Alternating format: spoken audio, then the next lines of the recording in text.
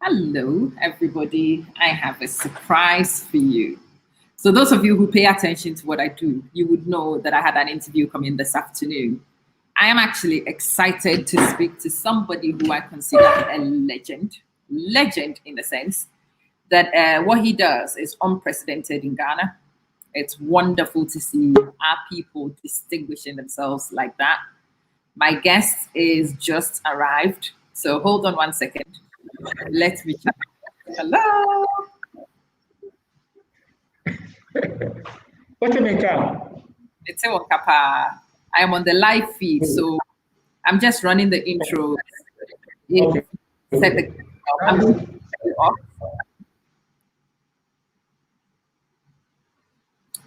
Okay, everybody, guest is ready. Everything is being done in the background, and it's really exciting to go. So, hold on a second. Let me run the intro. When I finish running the intro, my guest will be ready and we will kick straight into it. It is the Manson Show, and you are welcome. Absolutely welcome.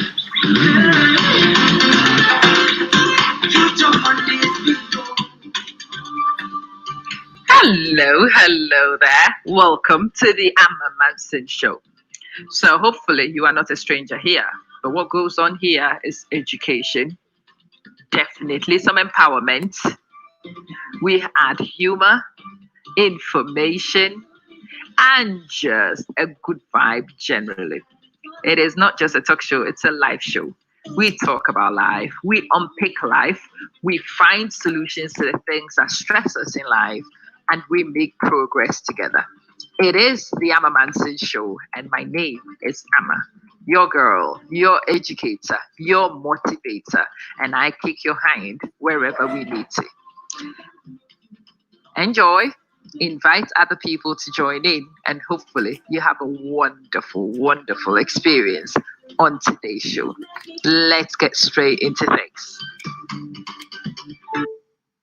Well, it's your brand, our expertise, and success. Welcome to Amma Manson's marketing publicity package. We offer you interesting services which allow you to get your brand noticed. We will bring you to the digital space, whether you are personally ready or not, to increase your reach. Much better than traditional media. We are a company with many years of experience, and we bring those to digital media to help you represent your brand and to market.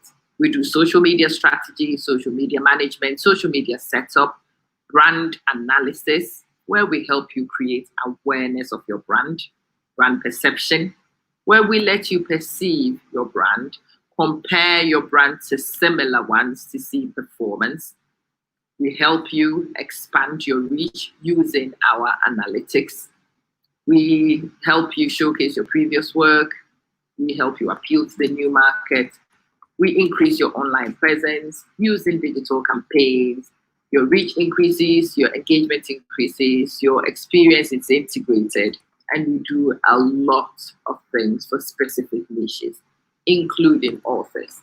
It is all about the sociology and physiology, not necessarily about technology. And we are a close-knit group which work together to get you your outcomes. Get in touch with us if we can help you market your products. For example, this could be yours, your product right here on our program, showcasing your skills, your uniqueness for people to see, explaining the relevance of what you do. Do you get it? Very unique brand representation, letting people not just see what you do, but reaching a discerning audience who are very likely to be your clients. All right. Hello, everybody. Hello again. It's good to see you. So thank you for joining in. Please invite other people to join in. Hi, Henry. It's good to see you. Are you also having a tough time from the Marlins? Well, not just you. It's you and I both. Hi, James. Thanks. Hello. It's good to see you. Good afternoon, sir. Good afternoon. I hope you can hear me well. I can hear you perfectly well. And I hope you do as well. Oh, I can hear you clearly, but I think you've got another device in the background. There's a little bit of feedback. Are you watching from something else? Okay. That's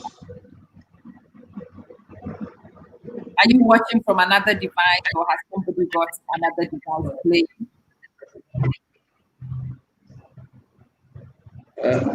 there's nothing there. There's nothing? Is it okay? Yes, Yeah. I think so. Yeah, it's improved.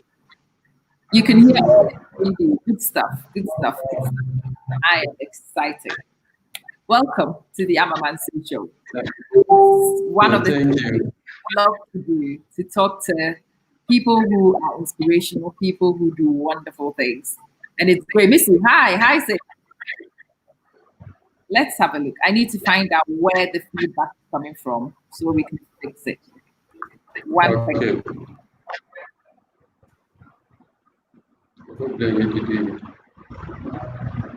I want to those of you who are here, be patient with me.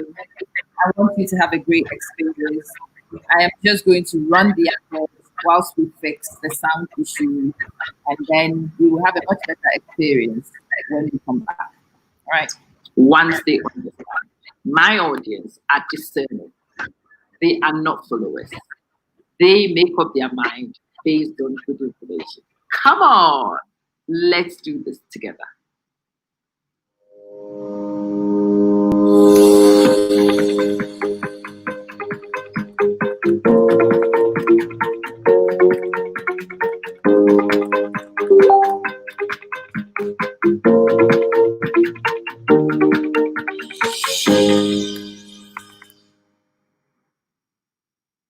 Right.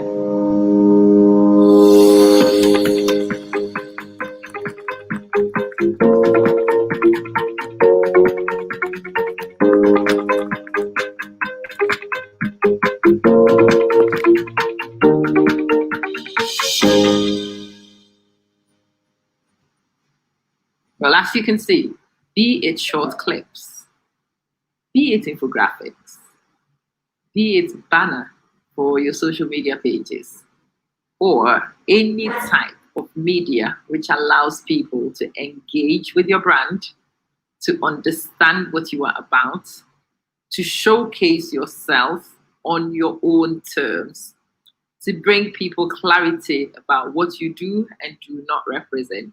Now, that's our job. It is our job to help you get your message across, whatever it is you are into, whether it's a JP consultancy, whatever kind of micro business you do, whether it's a construction, a service you deliver. It is our business to make sure that your audience gets you and gets your message clearly, and they discern and make discerning decisions favorably for you. Corona travels, hey, it doesn't matter. It is still our business to promote. Okay, everybody. Hello, it's good to have you here. I am looking to have a conversation with Mr. James Kwesi Addison. He is Ghana's leading emotional intelligence coach. I want to find out what emotional intelligence is. I want to find out a lot of things, I guess, but I'm trying to get everything so the feedback is cut. Hi, James, can you hear me? Yeah, I can hear you. Okay, it's better, but then it's still a little bit of feedback. Okay. Could you please ask? I'm a bit close to the highway, so I don't know. Probably no, it could be the vehicles. No, it's not from the highway. When I speak, I also hear something else playing. So can you have please tell Godfrey to have a look at his phone. I want him to run a feedback check for me, see if he can find what it is and fix it for me. Okay. Might be, come again. You want him to? Is there maybe there is another tab playing the video? Maybe it's running the feedback, the Facebook feed as well. If there is, Okay. off, please, and have a look.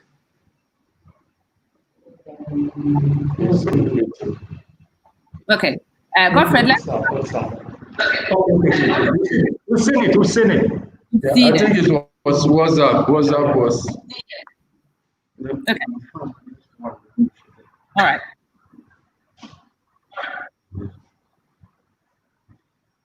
Now, is it okay now? Let's see. Yes. Oh, no, it's still doing it. Okay. It's still doing it. So let's try it this way. It's still... I would take you off, and can you add yourself back in, and let's see if it improves. Yeah? Okay. Yeah, Henry, there is too much echo. It is life. We try and fix things as much as we can. You're gonna have to bear with me whilst I wait for the guests to fix things. As for technical difficulties, they do happen. Not much we can do about them. But whilst we are waiting for my guests, I'm waiting for my guests to rejoin. It's a really good time to tell you about the people who sponsor my show and make it possible for you to see me and to benefit from the information we put out, to get the learning you want in the same place every time. And the first one is Reflections for a Thirsty Soul. So this is one of our sponsors. Reflections for a Thirsty Soul is written by a sister of ours, Sister Foda Atobra. She wrote the book. It's a book based on biblical principles, but it's not a sermon, if you like. It uses biblical principles. It applies these principles to real life scenarios to help you find motivation in your dark moments. It helps you get understanding of life. It's written by somebody who has a lot of experience under her belt. So it's really good to see people like that talk. It's great that people like that bring what they have experienced and makes it available to you. It helps you get perspectives without necessarily having to get old first. It's amazing. It's one of the books that we will be reading if you belong to my book club. Even if you don't belong to my book club, please go and have a look for that book. You can find it on Freezing Press. You can also find it on Amazon and most of the other bookstores. Let's test my guest again.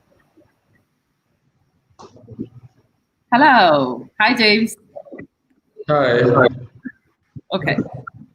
It's a bit better. It's a bit better. It's better. Okay. It's a bit better. We will have to work. It would be nice if it was completely gone, but it's much better. And so okay. It's so good to meet you. I know about you, but my guests might not know about you. So I would like you to introduce yourself to the guests the way you want them to know. Okay. Okay. Thank you very much, and I'm very grateful for such an opportunity.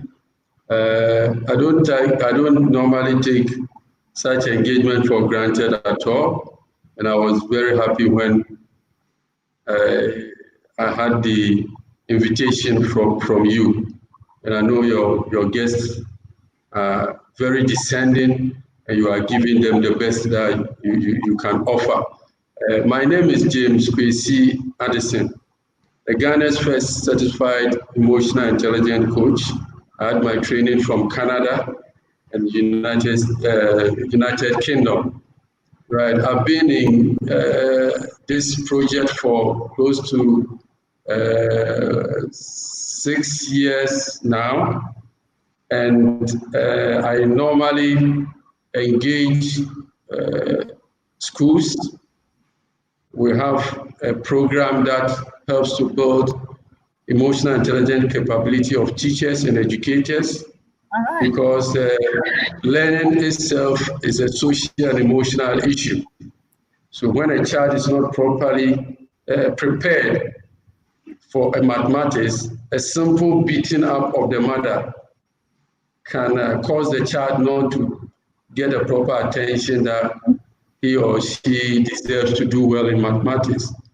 We also engage community to ensure that there's community cohesion and commitment to the goals and ideals of whatever community you find yourself in.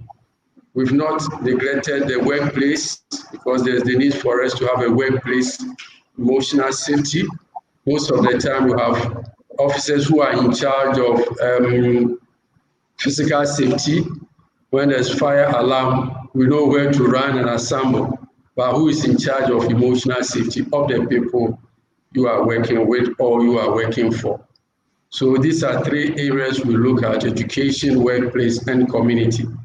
And to me, that is the totality of what we can really do for the community. Good. Okay. Yeah.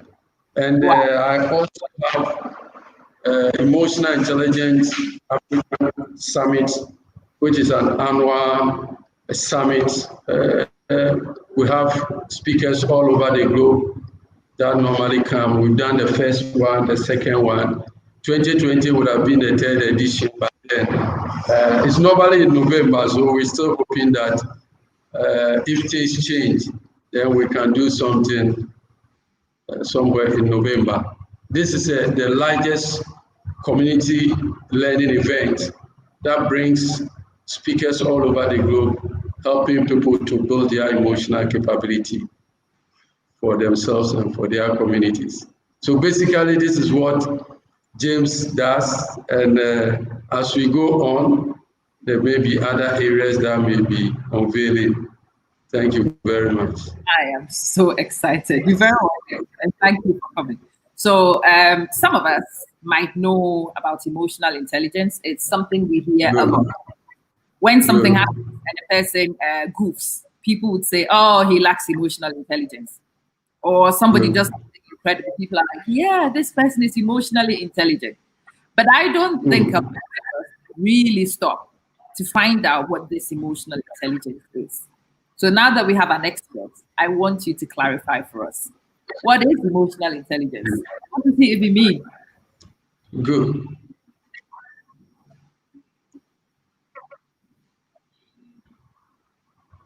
Good. I think it's a very important question that you sought to find an explanation and a deeper insight into.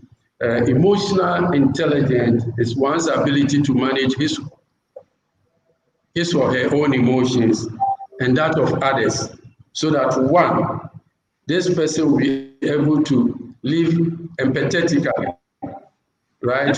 Relate to other people functionally, and then cooperate with others. There are three key things I want us to take note here. Is the ability to manage one's own emotions and that of others, so that you will be able to relate to other people empathetically, one, functionally, and cooperatively.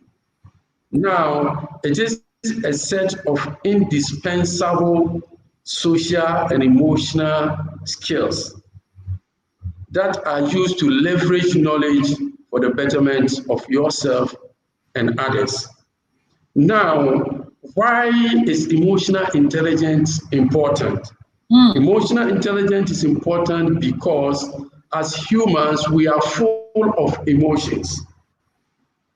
That point is very, very important. Mr. Addison, where is this emotions being important to humans coming from? Let's get back to creation. God created the heaven and earth. Right? Those that are Christians, we believe that God created us in his own image. Let's see whether God has emotions at all. Now, if God has emotions, then we as humans created in his image cannot deny the fact that we possess these emotions. For instance, God loved the world so much. Love is an emotion that he offered his only begotten Son, that whosoever believeth in him will not perish but have everlasting life. The same God came down from heaven and met Moses on the wilderness and said, Moses, I have heard the cry of my people, and I want you to go back and set my people free. So that tells you that God that created us in his own image has emotions. Right. Now, Christ also has emotions. For I'm told, and I'm sure it's true, that the shortest verse in the Bible is Christ wept. Yeah. Christ wept. Somebody to weep means he's been moved by what I call unhelpful emotions. The Holy Spirit grieved. The Holy Spirit grieved. So the Holy Trinity itself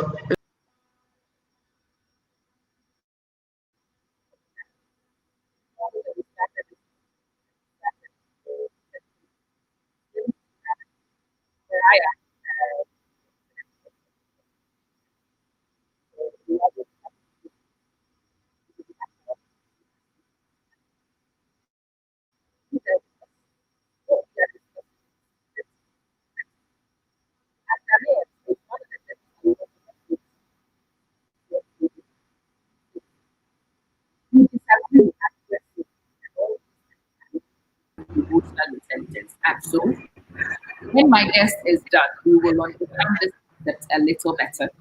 Hopefully, we will all know how to improve our emotional management. And if we are not on top of things, we might be able to know where to go, who to seek, what kind of support to seek, so that we are able to manage what happens to us better. Welcome back, James. welcome. Sorry, I think there was some break in there. No So problem. basically, we had emotions within us, right? Emotions, we are born with emotions.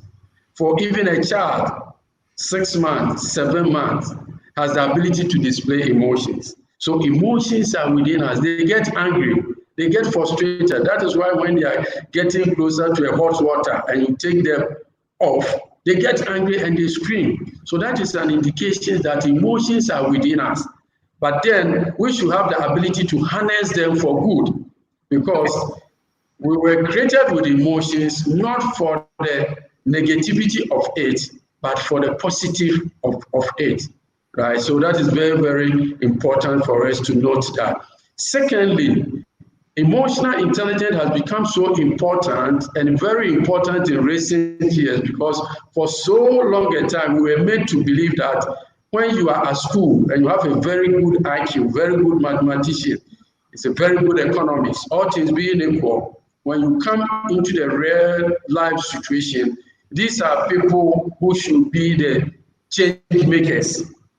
But then some years coming from 1990, when Daniel Goleman discovered emotional intelligence, it came to light that other people that were not that up there in education are making a great difference in life. Yeah. So they got to recognize that there are other skills that really predict success more than the simple IQ. We are not belittling IQ. We are not saying that that type of education that gives you some experience or become a doctor or a lawyer, a journalist is not good. But then research have shown that that is just an entry point to success in life. Yeah. Right? Very soon I will pull out some data for you to see that emotional intelligence is the better predictor of life success than a simple IQ. That when people want to promote others, when people want to pick leaders, they look at your social and emotional skills. Let's come into relationships. Any relationship that lack emotional intelligence is not going anywhere. It's very, very important that we understand the emotions of our couples, understand the emotions of our children, so that we can live and live well. A simple disregard to culture of your wife. Your wife may be an Ewe instance in Ghana, your wife may be a Fanti. A minor disrespect to the culture, right? We call it cultural intelligence, right? A minor disrespect to the fact that your wife has some norms, some beliefs, some assumptions, depending on where she or he is, where she's simply coming from. If you deny that kind of knowledge, is likely to cost you in your marriage. Yeah. I don't know whether you're getting my point. Imagine yes, you know, fancies, they normally joke and tell us that you can teach away, right? The fancies love to, some nice breakfast, westernized way of breakfast. You're getting my point. So imagine your wives want to have a breakfast as a Western somebody, and you go passing some unnecessary comments. Yeah. It's likely to hurt the person's feelings. So this kind of thing can easily throw away a very good relationship. Now, if your wife is going through a challenge and you don't empathize, and empathy is one of the emotional social skills that is very, very needful. If you don't empathize, you are likely to lose the respect and the collaboration from your wife. And that is very, very important. It is so important. I'm glad people are telling us now. Guys, listen. So before, I don't think I've actually said this to you before. I'm a teacher.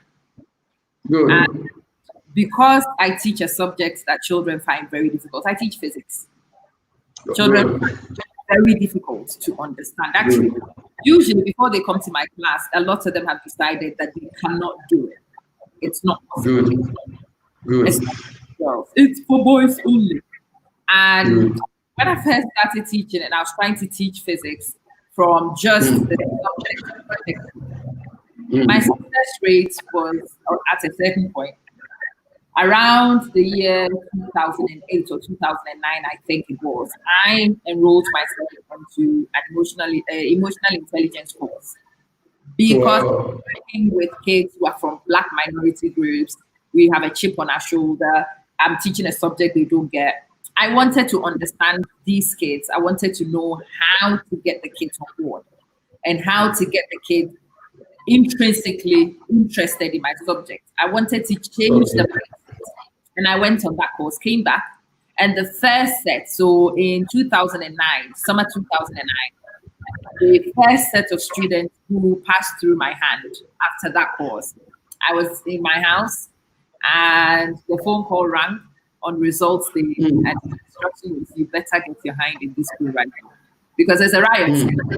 What happened? The parents are not leaving, the kids are not leaving, nobody's going anywhere. Everybody wants to know what it is you did, because the A stars were rolling in non-stop.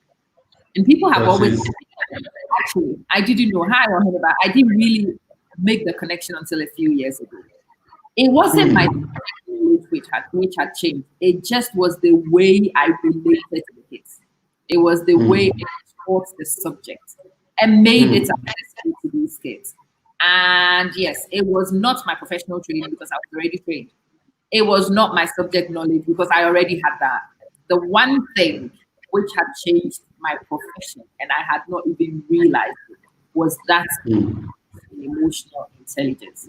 How to escalate issues, how to reassure people without impacting them, how not to insult people even when you are frustrated, how to hide your emotions even when you want to ruin somebody's neck. These things all come under emotional intelligence, and I don't think sometimes we realize how important it is. And when you said something about it connected, of all the skills you have as a professional, even on social media, in all the things I do, people would always say to me, you are very diplomatic. But what they actually mean is that you are emotionally intelligent. But I have a question. Are you born with emotional intelligence, or do you learn it? That is a very good question. Emotional intelligence, like any other skills, some people are naturally good when it comes to managing their emotions. Right. But the good news is emotional intelligence is learnable, is teachable, and is transferable. And as you've rightly said, after your project on emotional intelligence, the results was clear that it is your ability to relate to these children on their level of empathy, on their level of compassion, your connectivity to their emotional understanding, appreciation that you give them, the reassurance, that is what really made them to understood what you were trying to put across. Yeah. So emotional intelligence, if even you don't have them, the better news is that these are teachable, learnable, and they are transferable. But basically, some people are naturally good when it comes to managing their emotion. And even those people, I can say on authority that they might have learned something initially from their parent, from their community, or wherever they have themselves. So there are two ways here, nature and nature. You get him up on what you come with and what we can add to make you a perfect being at the end of it all. Very, very important. Right. Now let me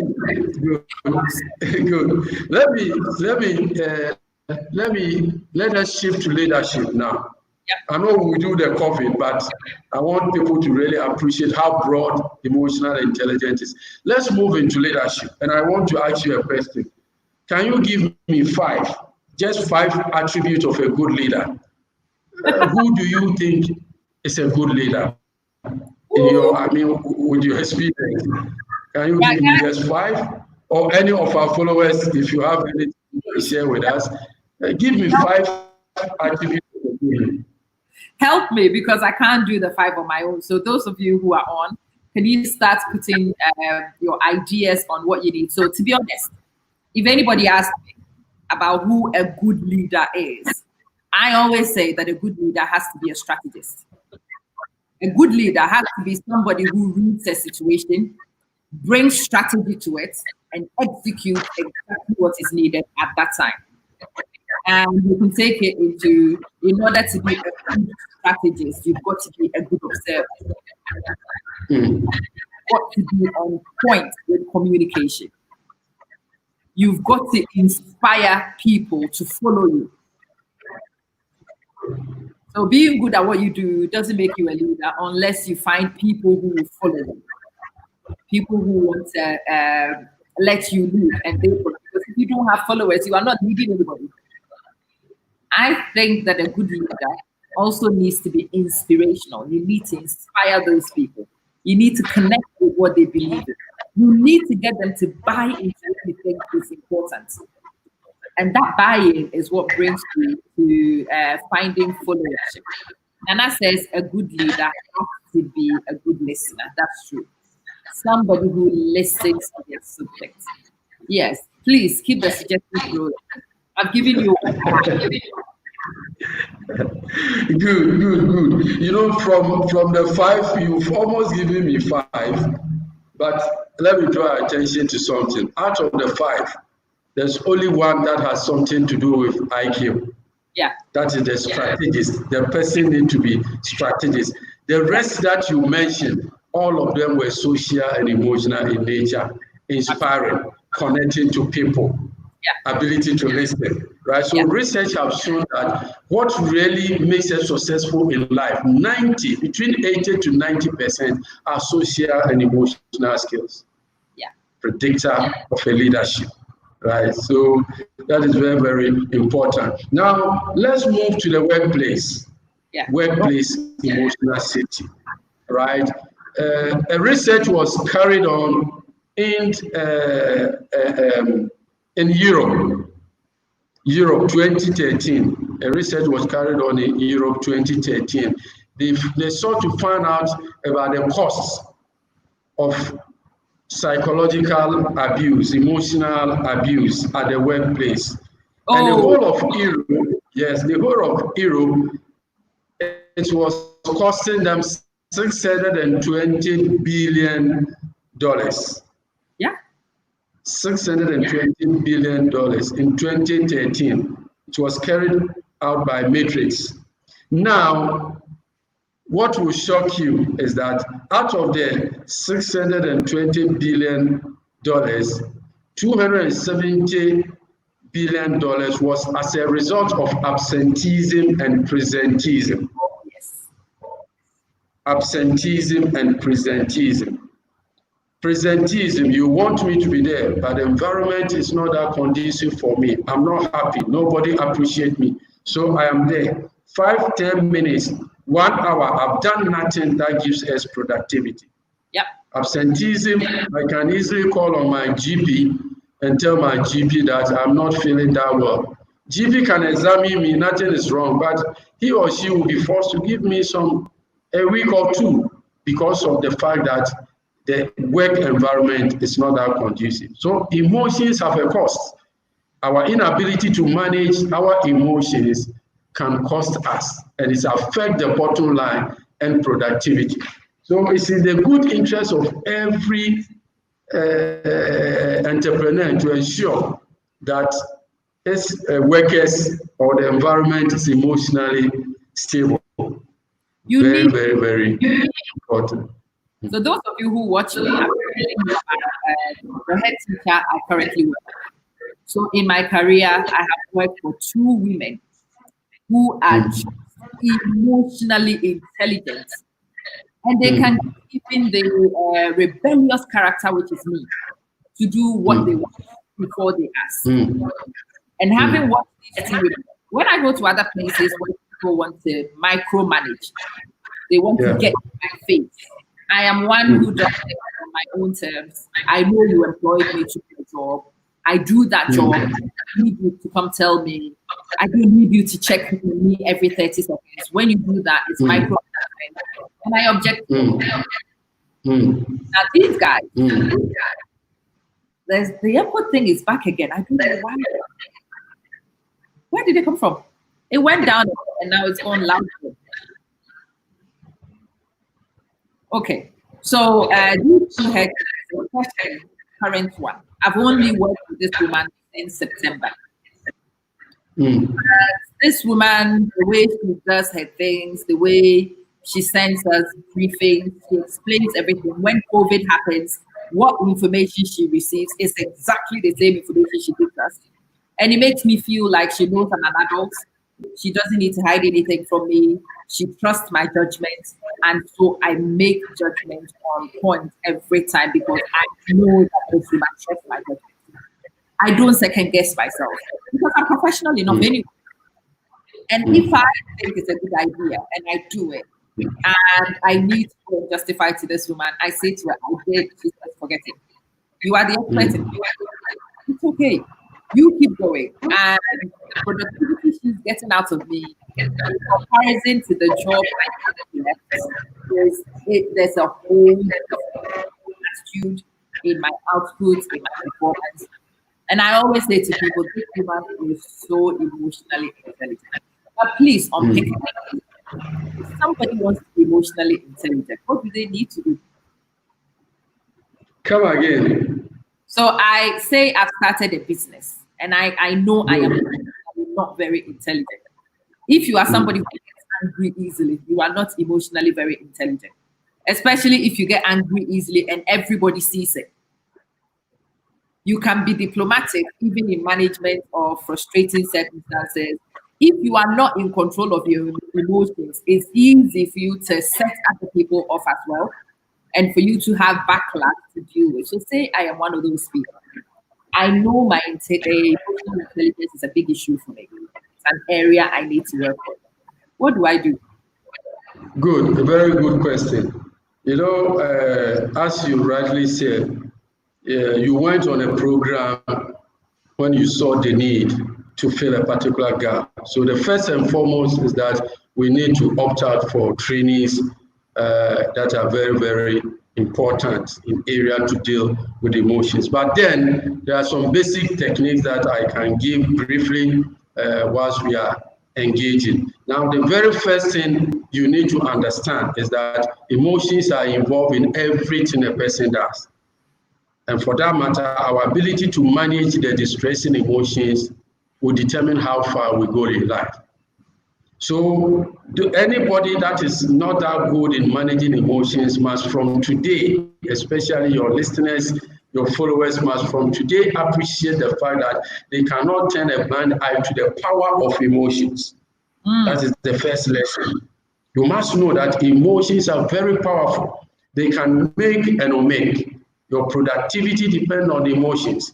Your ability to get the best out of people depends on how you manage your emotions and how you manage their emotions. So first and foremost, let's appreciate the fact that emotions are part of everything that we do.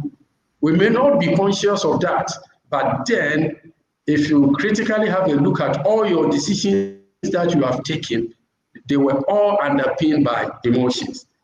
And secondly, we shouldn't underestimate the power of emotions to make or not make. Very, very important. Now, if people are moved by emotions, right? If people are moved by emotions,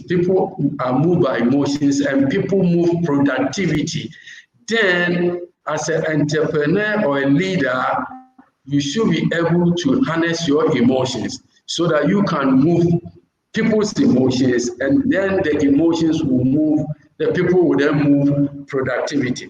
I'll give some 3 secrets to emotional self-awareness.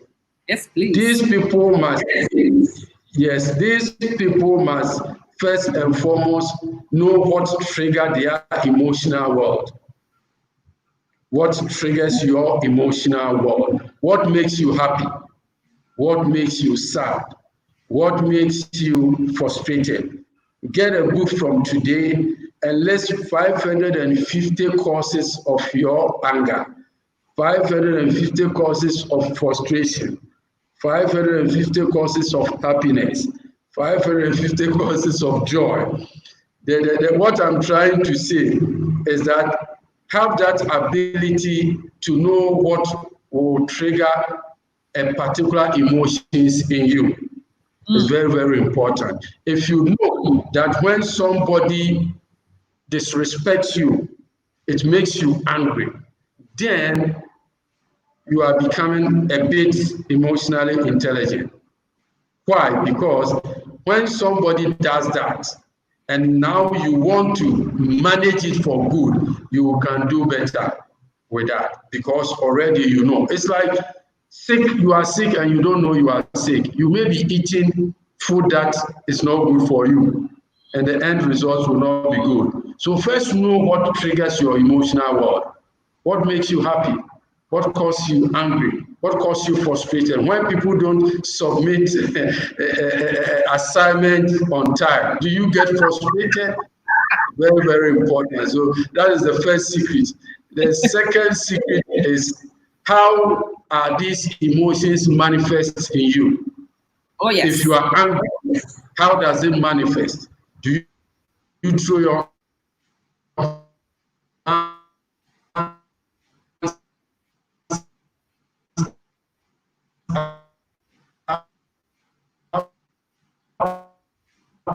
Okay, we've lost signal with James.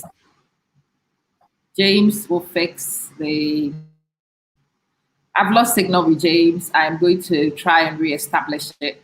Welcome, everybody. I hope you are here and you are ready to learn, because it's one of those discussions we have. The person might not be somebody you know well, but it really doesn't matter whether you know him well or not. James is an authority in this area. Like I said to those of you who were here at the beginning, a course in emotional intelligence explains a lot of the success I have had as a teacher of a subject children find impossible. Yeah, because I know how to connect with these kids and to inspire them to try harder. I am able to reach to their emotions. I'm able to get them to understand that it's important for them to continue moving on, even when they are not seeing results. It builds resilience in these kids, but it comes from a training I went to 2008 on emotional intelligence. If you know Ghanaians trigger your emotions, and Ghanaians are people you live with, you have to just learn to manage your emotions. Hello, can you hear me, James? Good. I can hear you. Somebody asked a question. Just introduce her so she knows. This man is Mr. James Kwesi Addison. He is Ghana's first and leading emotional intelligence expert. Now, when I heard Ghana had an emotional intelligence expert, I wanted to jump up and down because I think it's fair that most of you would admit that as Ghanaians, development of emotional intelligence is not done routinely when we're growing up. A lot of us have anger management issues, and it tells you that you are not managing your emotions successfully. A lot of us are timid. A lot of us get frustrated so easily. A lot of us give up so easily. These are all symptoms of poor. So I have an expert in this area. Oh yes, we should be learning.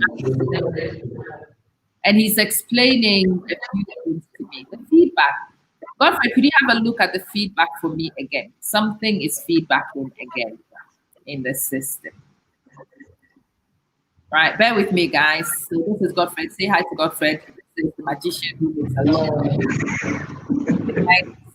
and for the tech. It's an absolutely challenging day tech-wise, so be patient. He will fix it, and we will continue the discussion from the high stage. Life experiences, one's birth order, upbringing, job one does, all contribute to emotional intelligence, especially if we consciously try to develop it. And the critical point is the consciously choosing to develop it. I think it's important. Thank you. Let's conclude. Bless says, how do these emotions manifest in you? James, can you hear me? Yeah, come again. So Blessed Beyondbelieve has asked the question. She says, how do emotions manifest in you? Okay, yes. So that is the next point I was going to move into, right? So Blessed, she'll still stay on. Yeah, we've looked at what triggers our emotional world. Now, how does it manifest? It's very, very important. One of the ways to be able to manage your emotions is to be able to know how a particular emotions manifests in you. Yeah. Now, there is something I want your followers to take note here. Why is it that the manifestation of emotions is very, very important? Manifestation of emotions is very, very important because when emotions are involved, the rational brain is hijacked by the emotional brain. When the rational brain hijack when the emotional brain hijack the rational brain, in that split of a second, you are not able to think rationally. Yeah. So what you're going to do is revert to your body languages. Yeah. How am I breathing? Am I shivering? Is my hand shaking? Am I sweating? I mean, am I having a headache at this present moment? Now, all these things are now the things that will help you to know that at this point in time, I am angry or I am frustrated. Because when you want to go back to your rational brain and find out whether you are angry or frustrated, at that point in time, the rational brain has been hijacked by the emotional brain. Very, very important. So you need to study your body, the physiology. Let me take you to emotions. Then we really appreciate this point. What is an emotion? Emotion is a mental state that arises spontaneously without conscious effort to make it happen, but it's most of the time accompanied by physiological changes. I will take a repeat to that and pick the three key words in.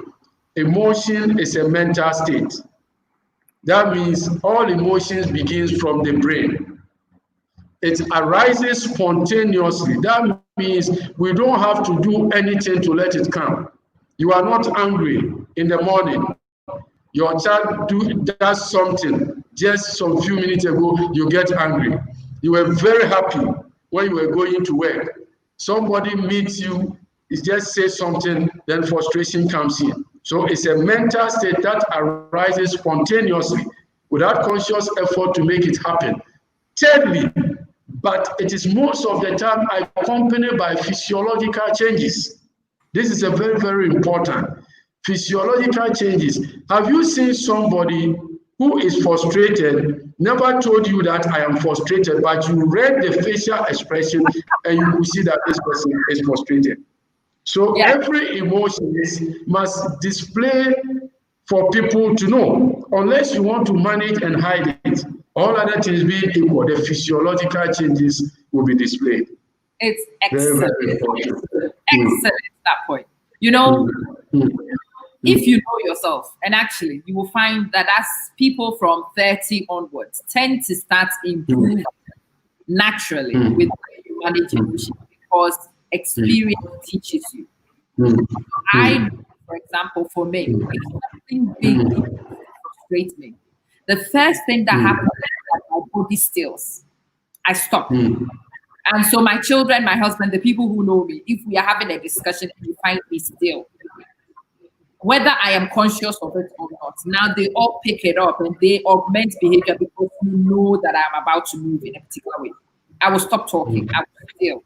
My own self inside, again, I've learned to hide a lot of these things so people don't quite see it. People who know me find that in a very stressful situation, I smile a lot. That's because my first instinct is actually internal. My jaw clenches. My jaw clenches. And if I'm not conscious of it, you will read it from my face. And so, as somebody who works front facing, as somebody who works with kids, as somebody who is working with people who shouldn't read my emotions easily, because children know you are frustrated, they frustrate you so much. Child is frustrated and they can frustrate you, they will. But most of the time, they tend to frustrate me. I laugh. It's my reaction. I laugh over things, and then that's not the reaction you're expecting. So when I start laughing, you get confused because you don't know what to do. But you try to manipulate me. So yeah, my jaw clenches.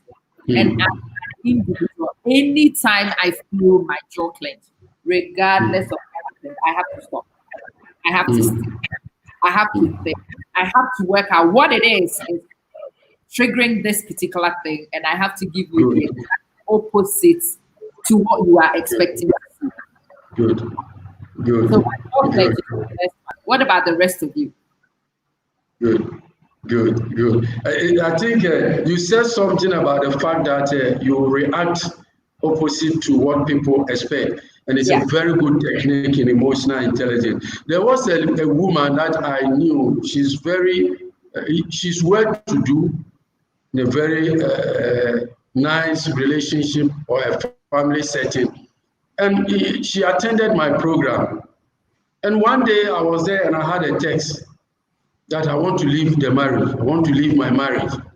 Yeah. I said, hey, I've finished my training. I've taken my coins away. This particular one, how do I manage this? So for almost 2 weeks, I was running away from the call of the woman because I was thinking, what would have caused this woman to leave the marriage? She owns his own micro institutions, micro learning institutions. You're getting my point. And so it got to a time I couldn't run away any longer. So one Sunday, I saw the woman still calling. And I went on my knees and said, God, what do I do? Because this one, I don't know what I'm going to say. What techniques am I going to give out?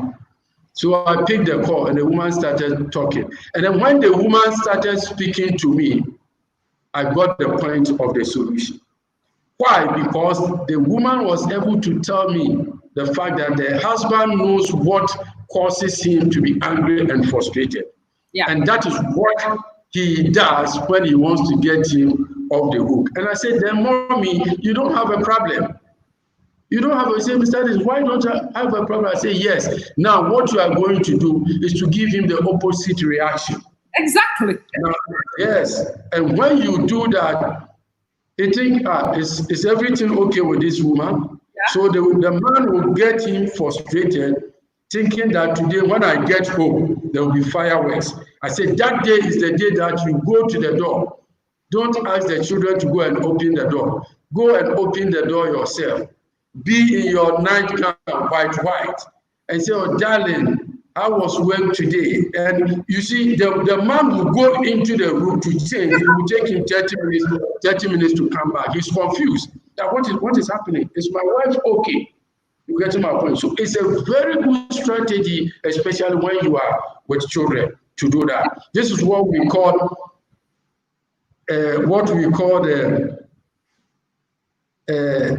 managing distressing emotions in a directly opposite manner. Yeah. What people expect from you, they don't get it. And the importance is that emotions are contagious. We may not be able to go into characteristics of emotions today, Obama's comeback, but I want people to note that emotions are contagious. Emotions are like virus. So emotions or sign, you're getting my point. So you can easily transfer your anger to people. So you must have the techniques to self-defense, making sure that people don't rest their anger on you. Very, very important. Very, very important. So know what triggers, know how you manifest them. I was in Biriwa in the central region, MVTI student, and I was there to help them build emotional resilience, ability to bounce back and do better in terms of challenges. So I was taking them through these basic techniques, and I asked them, how do you manifest? How do anger manifest in you? And one of the young guys stood up and said, I said, yes, tell me. He said, when I am angry, my hand will start shaking. Yeah. To be shaking like that. And as soon as it starts shaking and I hit you, you will go down straight away. I say, clap for this gentleman. You get to my point. So we should have the ability to see how we manifest most of the emotions. It's very, very good. It is very, very good because it is the source and your strength to manage emotions when you don't want emotions to get out of hand.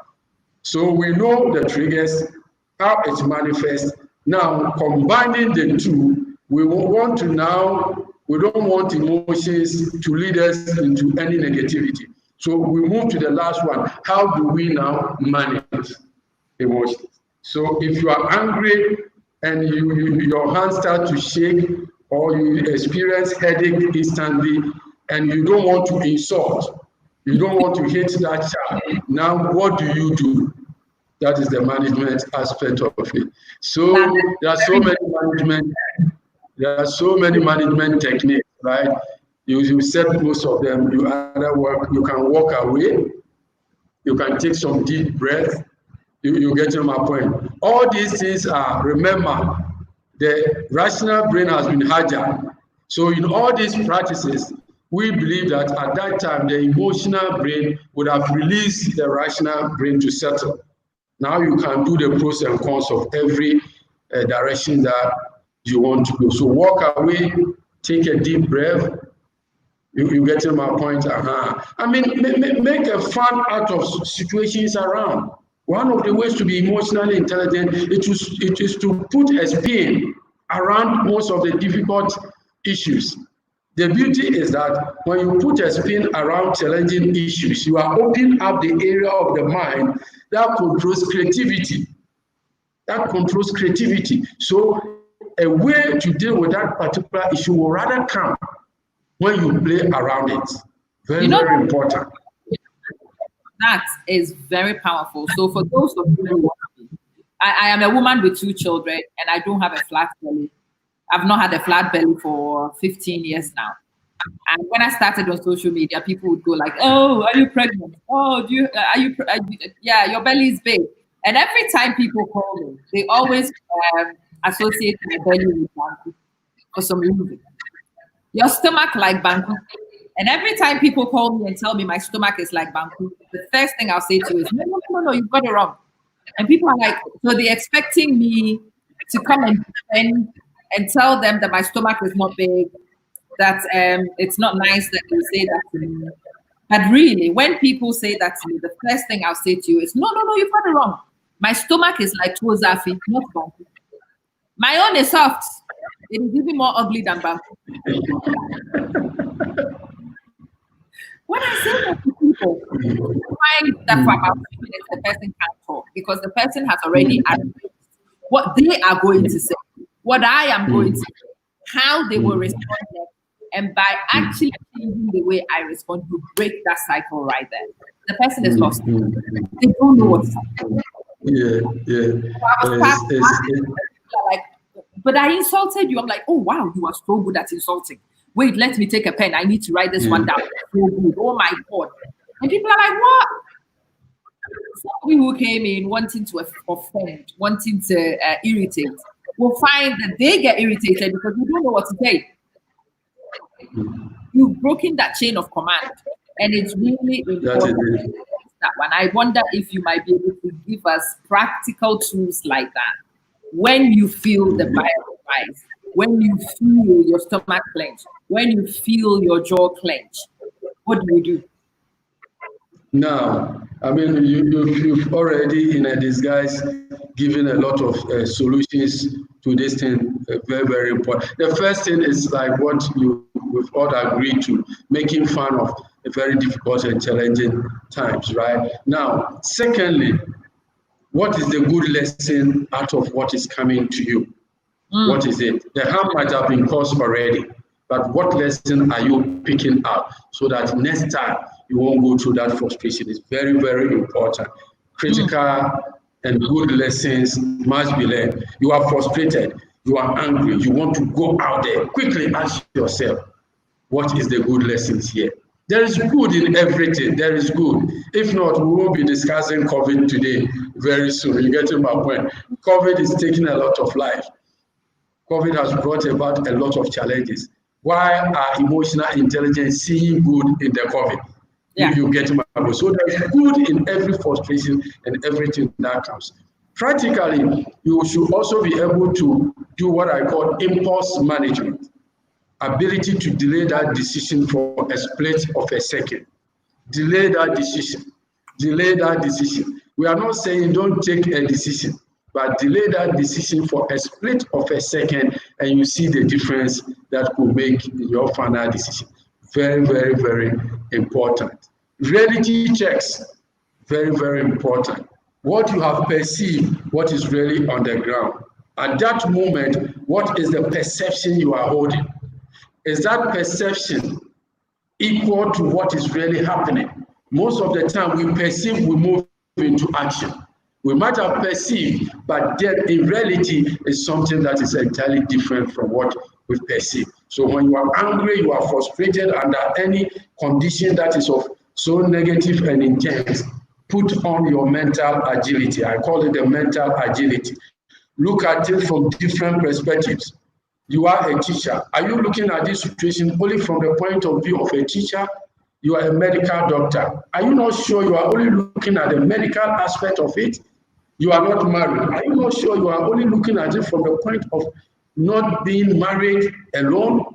If you were married, if you were not a medical teacher, if you were not a teacher, how would you have looked at these things? These things are very, very important in terms of managing distressing emotions. Very, very important. And of course, walk away. Those ones are there. You're getting my point. Then you can also decide to sort of, if it's in a meeting, right, and you are boiling up, one of the techniques is that whatever you want to say, write it down, right? In writing down, you are cooling down. Before you get to the end of the sentence, you start canceling them because you think that, no, I think it's not needed. Let me just forget about it. So you don't take the heat onto the paper, but the heat is on the paper writing. So the paper will absorb the heat very well. And before you are ready to speak, you will see that some of these things, it doesn't matter. People know that what is speaking is rubbish and it's out of context. Why we have to go and challenge it? People will not use it. It's not going to affect the decision of the board. So let me just ignore it and move into the better areas of discussion. Very, very important. I have a question. Okay. Somebody was saying to me that it's not possible to be emotionally intelligent if you are not confident. And it's not possible to be confident if you are not emotionally intelligent. And the very first time I heard that thing, I had to pause and think, like, what? It's like the egg and the chicken situation, isn't it? If you are not emotionally intelligent, other people's feedback will ruin your self-esteem and you will lose your confidence because you prefer other people's beliefs over yours. And that to listen to people who say, I can't work with this one. Okay, this is intelligent for him, but not for me. This doesn't work for him, but it works for me. I will go. That is confidence. That's self-confidence, and it comes from that awareness of being intelligent, emotional. But it's also not possible to be confident. So you can't be emotionally intelligent if you are not confident, and you cannot be confident if you are not emotionally intelligent. How do you relate with that? Good. You've done some a very good analysis there, right? It's like saying that celebrating failure. How do you celebrate a failure, or how do you celebrate a failing situation? There are two things apart. We celebrate success, but you are celebrating failure. So we have what we call the building blocks to emotional intelligence. We are looking at emotional intelligence as the bigger umbrella. What other blocks can we bring together to put up the structure, a complete structure that we call emotional intelligence? And one of them is what? The confidence. Is one of the things that we're going to talk about in this era of COVID-19. It's the self-confidence that is helping us to manage COVID-19, and we can only defeat COVID-19 with self-confidence, especially to the Black race. When we get there, we'll go a bit deeper into that, right? Yeah, so that we don't relax and wait for medicine and vaccines from abroad only. Do we have that confidence and that level to develop something out from our own medicinal plants that we are likely to have here? So that statement is perfectly true, and it's a very good statement to make. That anybody that to be frank, that is the first building blocks of emotional intelligence. When it comes to emotional self-awareness, the very first one under that is confidence. Very, very, very important. Anybody that lacks confidence is not going anywhere. You know, God gave us confidence. And I'm happy you brought this thing about. If you want to destroy somebody, take the confidence out of that person. Simple. Let me ask you this question. When you see children, right, trying to walk, don't they fall? They do. They fall down. They hit their head against walls. You get my point? They get injured. Why don't they stop? At that early stages, why are the children not stopping? Why didn't I stop? That I would have just decided to lie down, because I know if I go, I will fall down. That means God gave us a very good self-confidence in life. Very, very, very good. That is why Christ was able to question the older people at the age of 12, because the gentleman knew himself. Christ knew himself. The Satan said, turn this into bread. Christ said, you are a fool. You are a fool. Bread, turning stones into bread is not an issue for me. I'm going to raise the dead. I'm going to walk upon the sea. Are you getting my point? So turning this one, you are a fool. I know myself. So without self-confidence, you are not going anywhere in life. And it's one of the main building blocks of emotional intelligence. It is so critical. Yes. It starts from here. So that is it. When I want to do things and I allow this to overwork, what it does for me is to tell me all the reasons why I shouldn't do it. And all the reasons why what I'm about to do will fail. And all the reasons why I shouldn't do it because I can do better things. And what I've also learned over time is the minute I hear this voice, it is my instinct to actually try anyway. I would do it anyway. I would take that risk anyway, even if it hurts me, and it's fine. And it took me a while to actually figure out that comes from self-confidence in my abilities. I know in the bottom of my heart that if I think something is smart to do, 99% of the time, it is smart. So if it pops in my mind, I don't allow that second thought, the second chance thoughts to come and to override it. Also, myself all the time, I'm not mad. If this pops in my head, it means that there's a reason why it's in my head. And so I'm not rationalizing it. I'm not explaining it. I am not going annotated diagram to it. I'm off to do it. And if I fail, it's okay. Do you guys realize that willingness to fail is the epitome of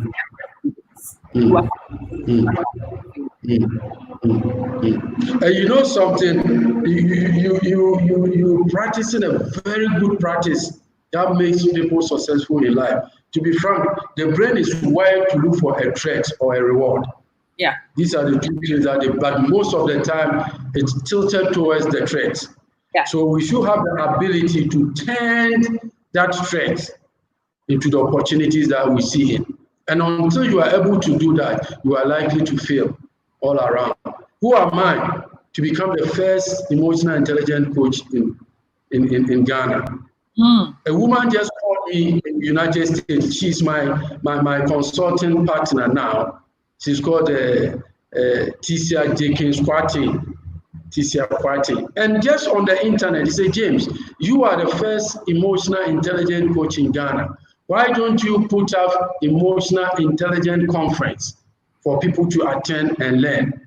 I said, wow, how do I do this? Where was the money? Could you believe that this woman, between me and this woman, were able to host the first ever Emotional Intelligence African Summit in Ghana in 2018? I was able to overcome that mind that tells you that you are nobody. And very soon when we get into COVID, I'm going to speak about what I call the learned hopelessness. The learned hopelessness. We've been made to be that we are. Come again. I can't wait for that one. Wow, yes, that is one of the challenges that the COVID has broken. Learned hopelessness. Who are you? Who is your mother? Who is your husband? Yeah. Are you from Trasacco? Do you live in Trasacco in Ghana? Where did you have your training? Which school did you attend? Where have you worked before? Who is your godfather? These are the things that stand in our way. And we're made to believe that we are hopeless and nothing can come out of us. Yeah. Very, very important. So that practice of controlling that small voice is very, very important. We must be able to control that voice at any point in time. To be emotionally intelligent, remember, emotions start from the brain. So anything that you allow the brain to absorb, you are likely to be that. You know what's if you believe that you are a fool before you realize you are a fool. If you believe that you can do it, good. If you believe that you can do it, you will surely do it. We are not talking, let me put a caution here. In the self-confidence, we have to distinguish between blinded optimism and real optimism. How do you build self-confidence? Right? Yes, I may appear to be self-confident because when I heard that you're going to interview me, looking at your reach, looking at your followers, I have not taken this opportunity for granted at all. Oh. There have been a sleepless night to go into this encounter to make sure that people will call you at the end of the program and tell you that the gentleman did well. You get my point. So you don't just go around with your chest like that. That is blinded optimism. You need to be prepared. Yeah. You need to do whatever it takes to prove to the people that that confidence they see in you is not just a mere exposition of the body language. Very, very important. That point is critical. I was going to ask you about something, but let me tag onto this one. So people say that success is a learned habit. Success is a learned habit. Win the first one. You don't believe yourself. You think it is a chance. But it makes you dare to try again. And if you win the second one, you begin to take notice. Oh, maybe I'm not that bad. And then you win again is when the activity begins. And when you go past that, you get to competition. I've been teaching 17 years now. I walk into a classroom with my eyes closed. I know myself. and there is no doubt That's about it. it. I have won, That I is have it. won, and it is stuck. And there are That some is things it. I can't do. I always say to people that I'm not artistic. I cannot draw to save my life.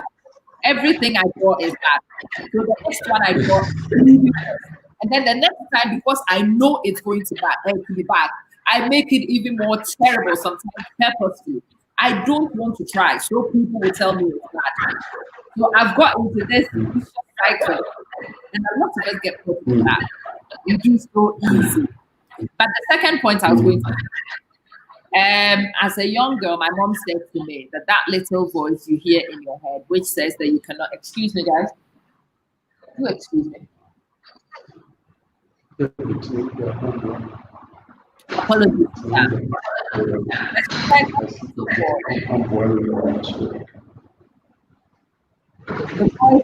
One minute. 1 minute.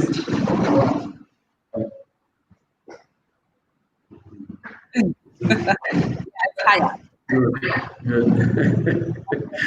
Good. Yeah. My mom says that voice you hear in your head, which says you can't do it. And my mom says, my dear girl, if anybody tells you about the devil, this voice is the devil's voice.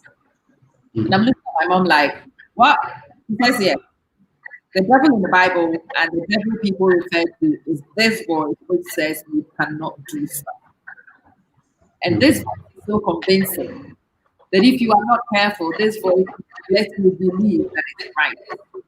And you will give up because the voice convinces you that you can't do it. And the minute you actually allow that voice to convince you, you have lost that battle. There's nothing you can do about it. So this happens to us like I am moving towards management. So if somebody who's been put in this vicious cycle of I can't do it, and that little voice becomes louder than your ability, and you know it's hindering your progress in life, but to break this cycle somewhere. How do you start breaking the cycle? What do you do? Good. This is a very good question because all our challenges and problems comes from this kind of a challenge that there is something you can never do. There is something that you never need to dream about it. There is something that you don't have to envisage that it will ever happen. Now, back to the self-confidence, right? You must get to know, and this has something to do with our upbringing. You must get to know that you are born with some capabilities. Very, very important. Now, these capabilities need to manifest in you. Now, here, I even want to go back a bit before I come to your question. Because people might have grown with I cannot do spirit already. So in the infancy, when they are children, what do we do first in order to make sure that we don't make the children grow up with these things? So we need to speak very positive things into the children's life.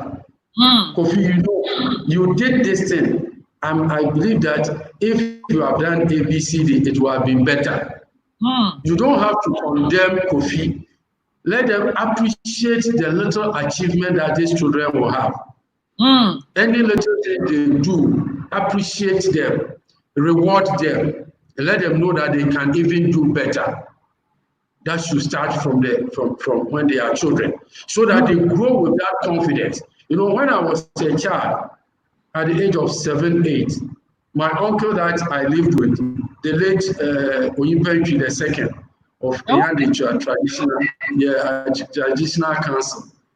He was the paramount chief of Beyondbelieve. Now he said something, and that thing changed my perception in life. You know, when I was young, I was one of the guys that can clean his house, his room very, very well. Very, very, very well. So I do things and I do it perfectly. Why? Because when I was with him, a child, he will give me a place that I clean. And as a child, what I do was that instead of me to move the chair and clean the place, I will clean around the chair. So when I'm ready to go to school, he has to inspect all that I do. So he will go with me. When he moved the chair from its original place, he will see the place is dirty. I will be forced to clean it again. So I learned that you need to do things and do it well at the first time. Secondly, it got to a time because of what I do, he started speaking some words into my life. Kwesi Addison the Great. Kwesi Addison the Great. When I'm from school and I come and I do anything, say Kwesi Addison the Great. Kwesi Addison the Great. So I became, when I'm growing up, I begin to have that idea that there is something greater in me. He may not have seen what I would have become in the future, but from what I was able to do at that time, he was able to top up, making sure that positive, we call it the positive emotions. We're talking about emotions like the dopamine, that when we inject people with that feeling of happiness, they are able to do and do better. So we must go back to when we are children, and as parents now, what do we do not to kill the self-confidence of the children? What do we do to take that small voice that keeps on telling us that you cannot do this particular thing? It's about speaking positive words into their lives, making sure that right things are being done, making sure that you guide them well, making sure that counseling is going on, making sure that you take them, you allow them to go through what we call the minimum stress levels. The minimum stress level. Because you have food, because you have everything, don't allow the child to misbehave. A child that knows that if I don't bath, I will still eat, will continue not to bath, and one day it will be a challenge to the wife. They will not be bathing in the marriage. So although you have everything, you must allow the child to go through the step-by-step approach of becoming somebody in life. This is very, very important. Now, how do we as an adult deal with that negative thought of not having the ability to do something? The first thing is that we must believe that as humans, we have something that God has put in us. Each and every one has a talent. When we're able to identify the talent, that will lead your purpose in life. And then we have a purpose in life and you become focused and committed, you make a difference in life. Anybody who is not able to identify his or her talent will not have any purpose, any meaningful purpose in life. And there's nothing you can achieve, and especially you may not be able to leave out any good legacy. So first and foremost, have that belief that so far as you are born onto this earth, you have something unique with you. And you made mention of the fact that you cannot draw, and you don't feel bad about it. That is what we call emotional positive self-regard. It's a positive self-regard. You know what you know, and you know what you don't know. Now, anybody, people that have made it in life, when you read about Bill Gates and others, when you read about Jack Ma, one of their strongest skills or character is positive self-regard. Positive self-regard. Your ability to identify your strengths as well as appreciating your weakness. Very, very important. You do what you do it best. What you cannot do, what you now have to do is to help somebody fill that gap or go for that training to make up for that difference. That is so important. See, if I had made the stupid mistake to attempt to become an artist as a professional, I would have been a failure from the beginning, and there is nothing I could do about it. Knowing that becoming an artist is not in my intrinsic sense, and electing to go and do things that are mathematical rather than artistry distinguishes the possibility of being successful from eternal failure. It's really important to get it right. You can't draw, but you want to be an artist how is this one going to work? It won't. So every project I undertake would have been a failure. The next one would have been a failure. And I would feel a failure after the third because I've seen evidence of it. But knowing that this is not my skill set, eliminating that from my possibilities, redirecting myself towards where I am likely to be successful, has a more positive impact. It does. So that now I can tell you I am rubbish at art, but I'm good at other things. It doesn't matter. That is it. So it's a critical point of overcoming I cannot do. Yeah. You can't do it. And so what? Life doesn't end with only that one. There are various techniques, there are various, talents in life. You get my point. So getting to know what you are good at and what you are not good at will eliminate that mentality that I am a failure, I am not good at something. Very, very important. We will never be good at all things. Never in our life. I wasn't that good in mathematics. You getting my point? Yes, but anything that I learn, I have the capability of making sure that people will learn it easier for me. Who was I born to become? I was born to be a teacher. So many years, I went into banking, I went into a whole lot. But then, when I completed my program in emotional intelligence, I'm beginning to zoom in into when I was a child. That in my village, there was a blackboard in my mother's house that was made specifically for me. And what I do is to go around and get assignment and bring the children, then I'll be teaching them.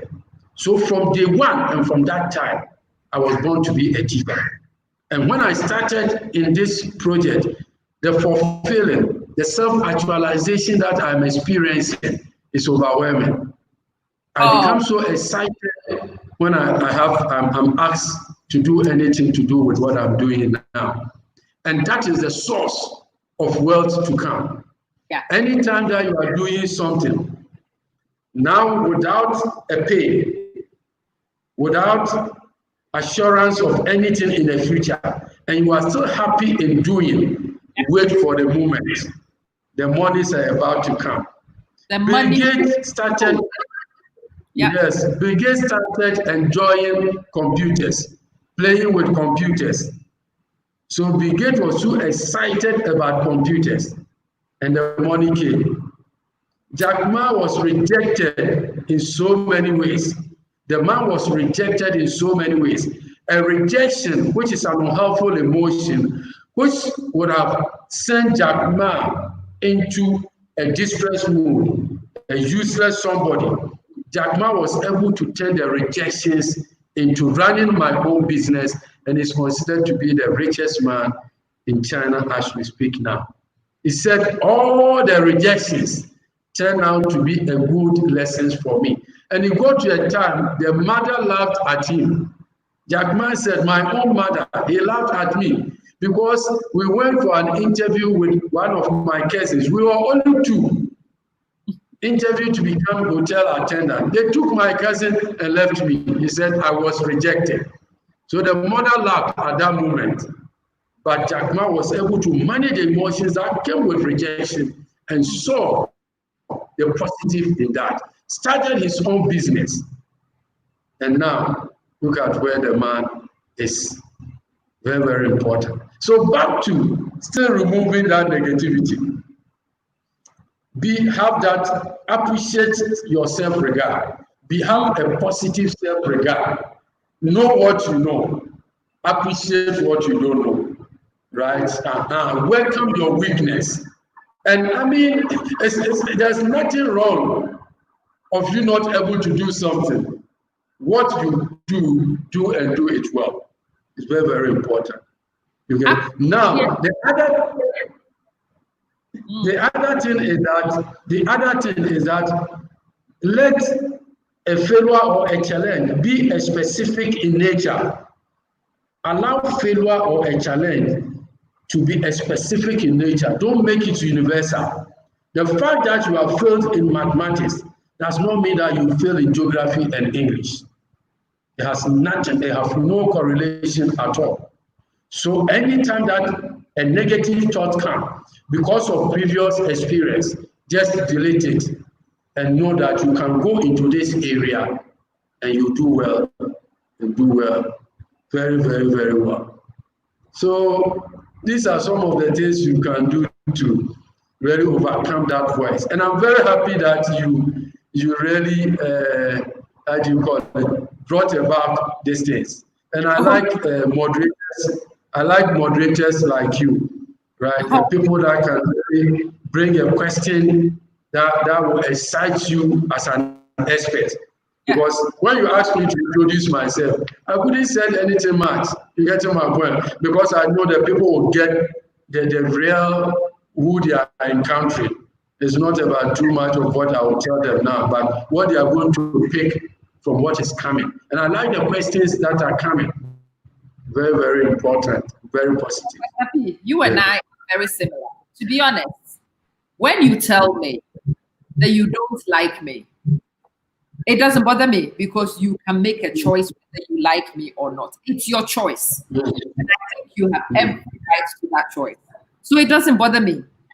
But if you tell me that I cannot do, then you have a problem on your hands because I will do and prove you wrong and rub your face in it. That's good.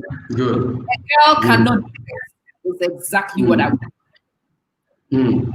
Somebody from should not do this. It's exactly what I would do. So when I was there, I was teaching at first, people said to me that a person who is of Black ethnic minority, especially an African in England, you cannot go into management. That's exactly what my aspiration was. And the day we all celebrated, danced round, and it was done. And I remember calling that very person who is my friend. And I said to him, did it happen or did it not happen? And he says, my respect for you this day hits the roof because it doesn't happen, especially in this time, especially from these circumstances, in the school and with the circumstances. When you tell me that I cannot do, then we have a problem because you've given me motivation to rub your face. You have. I know people do that and toil, and the minute you tell me I cannot do, you've created a problem because I will. Because I will. And it distinguishes me from some of the other people I interact with. Because I know too many people, when somebody says, no, you didn't get the job. Yeah, they can't do it. Oh, you will not go, you can't do such a thing. And they resign themselves to not be able to do it. For me, it takes me to my strategy table.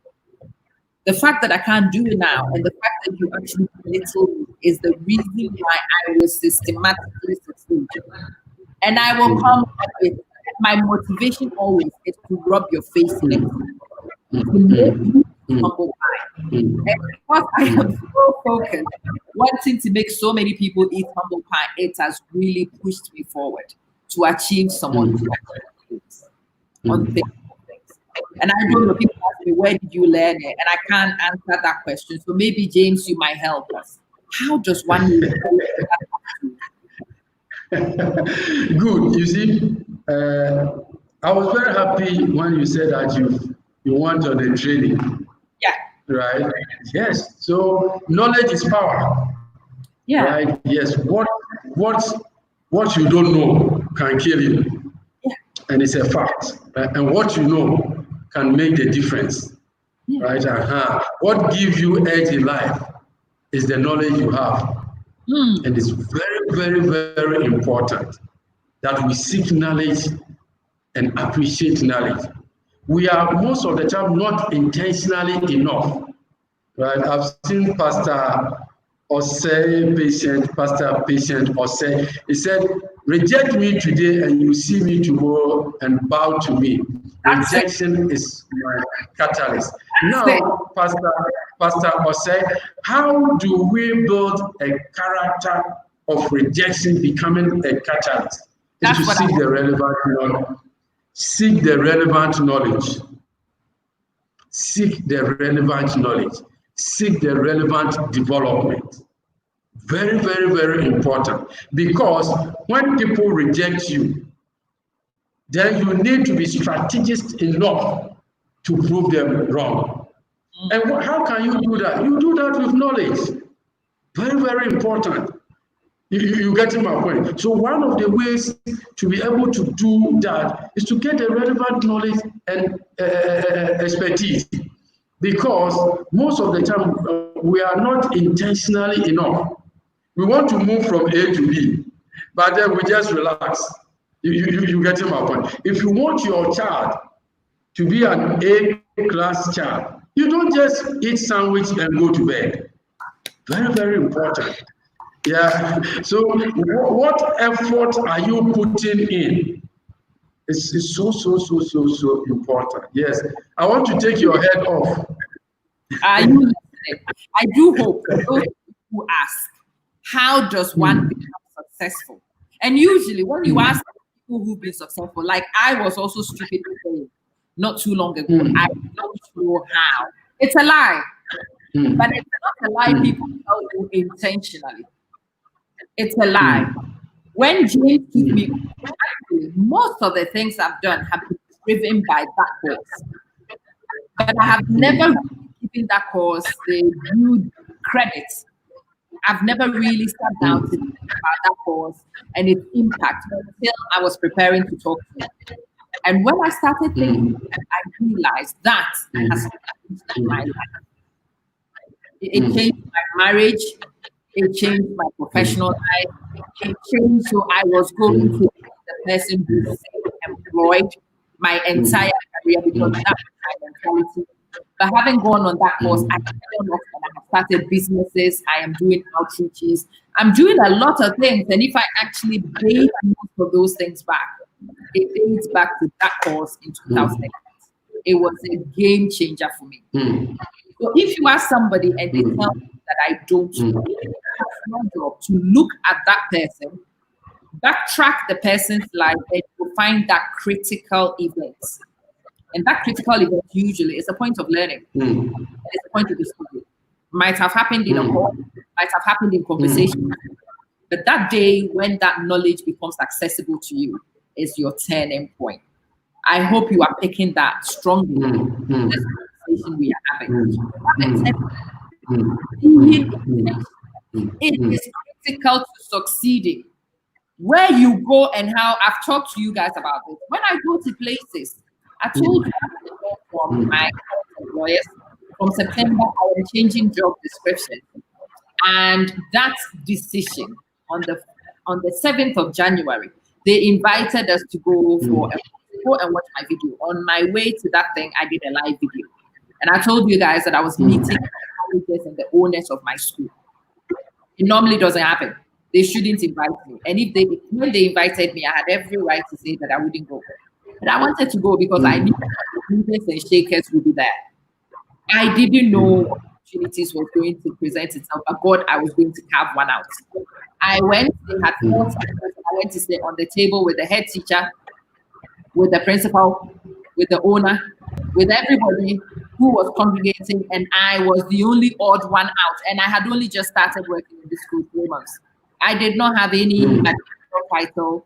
I could have gone and hidden in the corner like a friend of mine did. Both of us walked in. She went and sat in the corner. I sat on their table.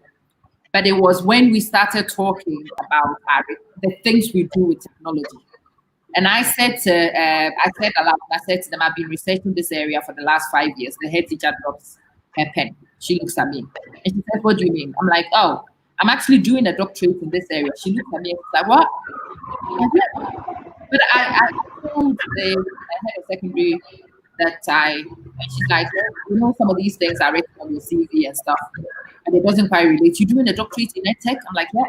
"Oh, wow." So we started talking, and the trainer turns around and the trainer said to them, "Oh, I saw a written piece of yours. I read a piece of yours. I didn't even realize you were in the area, but I came across a piece. Somebody was telling me about a science teacher who's changing the way we do things with tech in class, blah, blah, blah." At the end of that day, when we got back to school and I was walking to my car, the head teacher was outside. "I am so glad that we crossed paths today, because I see you down the corridor and you don't look at me. I see you down the corridor and you are so subdued." And I'm doing that on purpose, by the way. I don't want any trouble from the existing teachers. I just want to get on with life. I wanted to establish. So I don't. But every time I see you, and when you hear the way the kids talk about the way you teach, there was something funny. But I didn't quite know. It was today the time that I got to know you, and I heard you, and I've seen you. And if I was not sat on their table, they wouldn't know. She would never have known. And it was that choice to sit on their table, to make myself vulnerable, to be the odd one was very critical. But you are right. Being intentional is so critical to success. It's unbelievable. James, I'm sorry. I just wanted to tell that story. I went on a tangent, but I wanted to just emphasize what I was saying as well. Do you agree? Good. Yes, it's perfectly true. The experiences you've shared are very powerful, very practical. This has moved us from, I believe in some of these examples because it amplifies the theoretical aspect of whatever we seem to be doing, right? So it's very, very important. The next thing I want us to remember in doing that is to look for our passion. Whether is this our passion at all? Do we get that joy from what we are doing? Because basically, if you don't have the passion for it, it will be very difficult for you to hit the rock and still think that it's success is doable. You're getting my point. Now, how do we look for our passion? Go back into where you were a child. What were you? What did you like doing? Even as an adult, is there anything that you do and you have that inner joy? Is it possible? You getting my point? Make sure that you've identified your passion. You must also be independent. You see, that is simply have the ability to take a particular course, right? Be focused and move through. And you must also be responsible for any outcomes that comes. Very, very important. Anybody that lacks the ability of becoming independent is not going anywhere. It will come to a time that people will challenge what you believe. Do you have that independency to go ahead and face the consequences? Let me give you an example of Jack Ma. When Jack Ma decided to go online, all the people told him that, my friend, when you go online, it involves money. Anything goes wrong, you go to jail. So everybody was running away from that idea of Alibaba online, right? Because he also thought that we only have some online payments that have nothing to do with China. So if we don't have one that is from China and something happened now, how do we get our goods and services purchased? You get my point. So there was in 2014 or 2004, thereabout, he was in the World Economic Forum, and somebody talked about independence. Yeah. Now, from that moment, Jack Ma called them from Europe and said, we are moving into the Alibaba Pay, that is the Alipay. Yeah.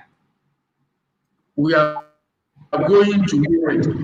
If I am not successful, if there's any challenge and I go to jail, the deputy CEO will continue with it. If he doesn't finish and he also have to be in jail, the next in command will succeed. This is what we call independent. Yeah. Are you independent enough to carry on with the decision? You're getting my point. I was a banker and I resigned and I started this, right? Now,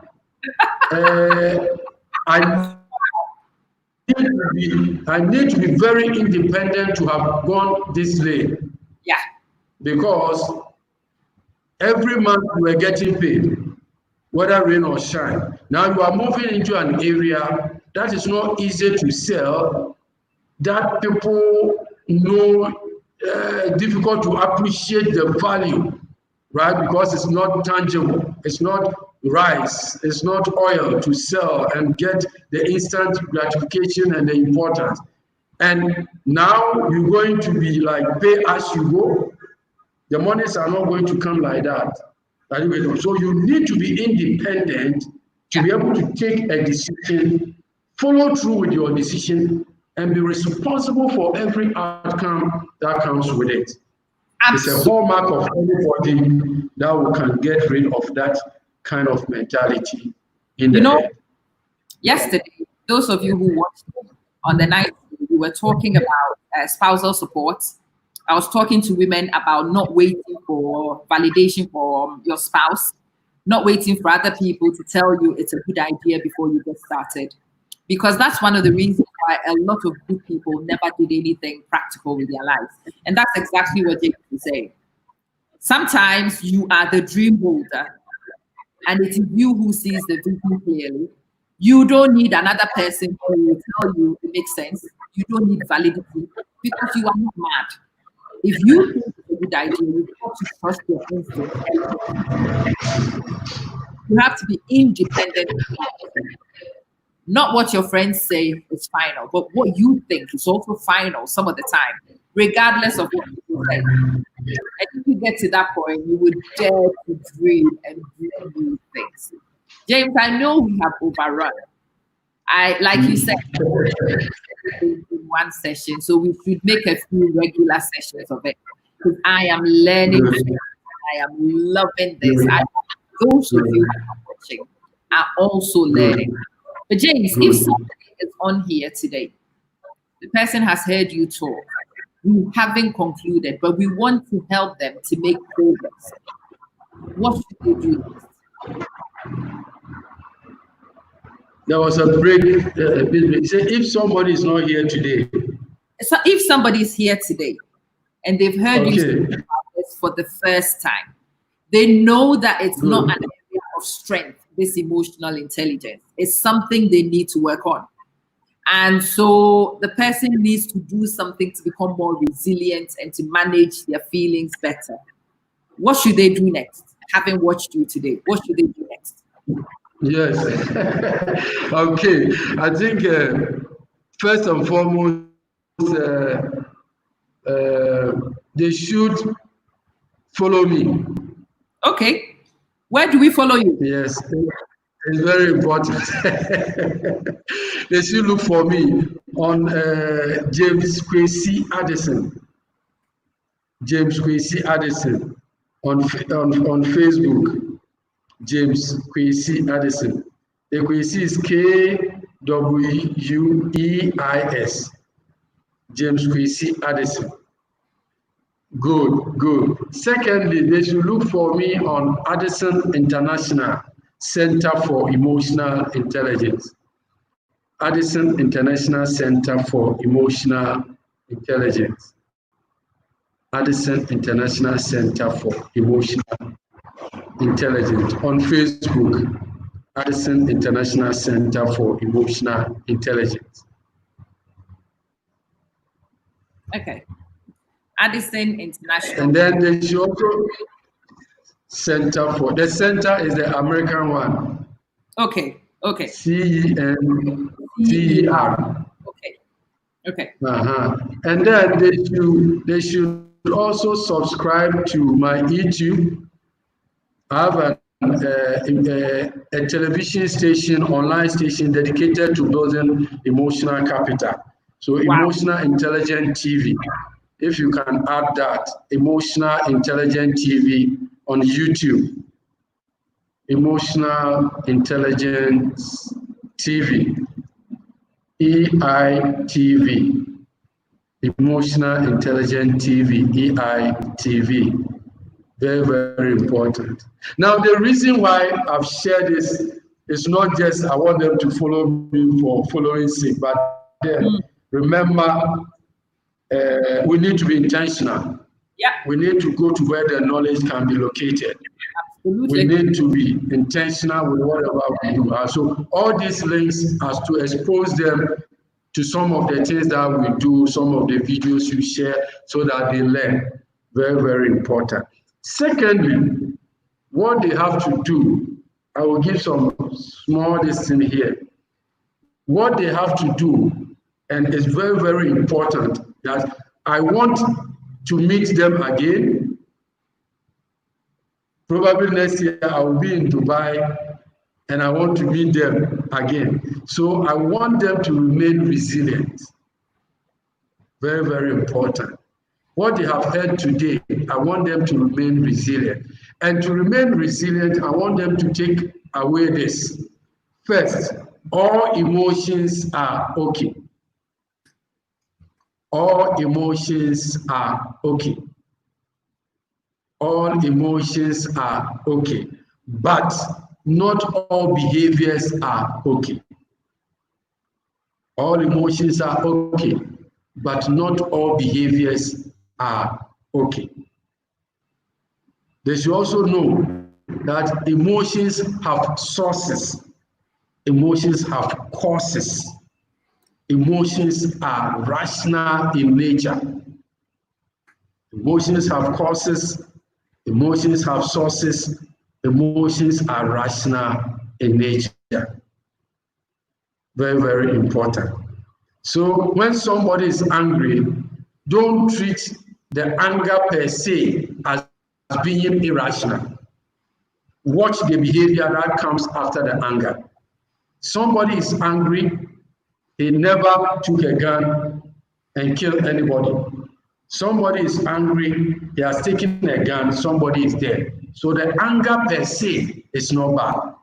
Most of the time, we destroy people when they display emotions, and we move straight into action because we've been made to believe and equate emotions to behavior. So today I want them to know that there's a difference between emotions and behavior. The Bible said, be angry, there is something biblical. Come again. Be angry, but don't sin because of your anger. Good. So God knows that somebody can easily cause you to be angry, but it is your behavior that will lead you to sin. You get my point? So there's a difference. Yes. So that is what I want them to appreciate in the first place. Now, they should also learn that there is a way to be resilient.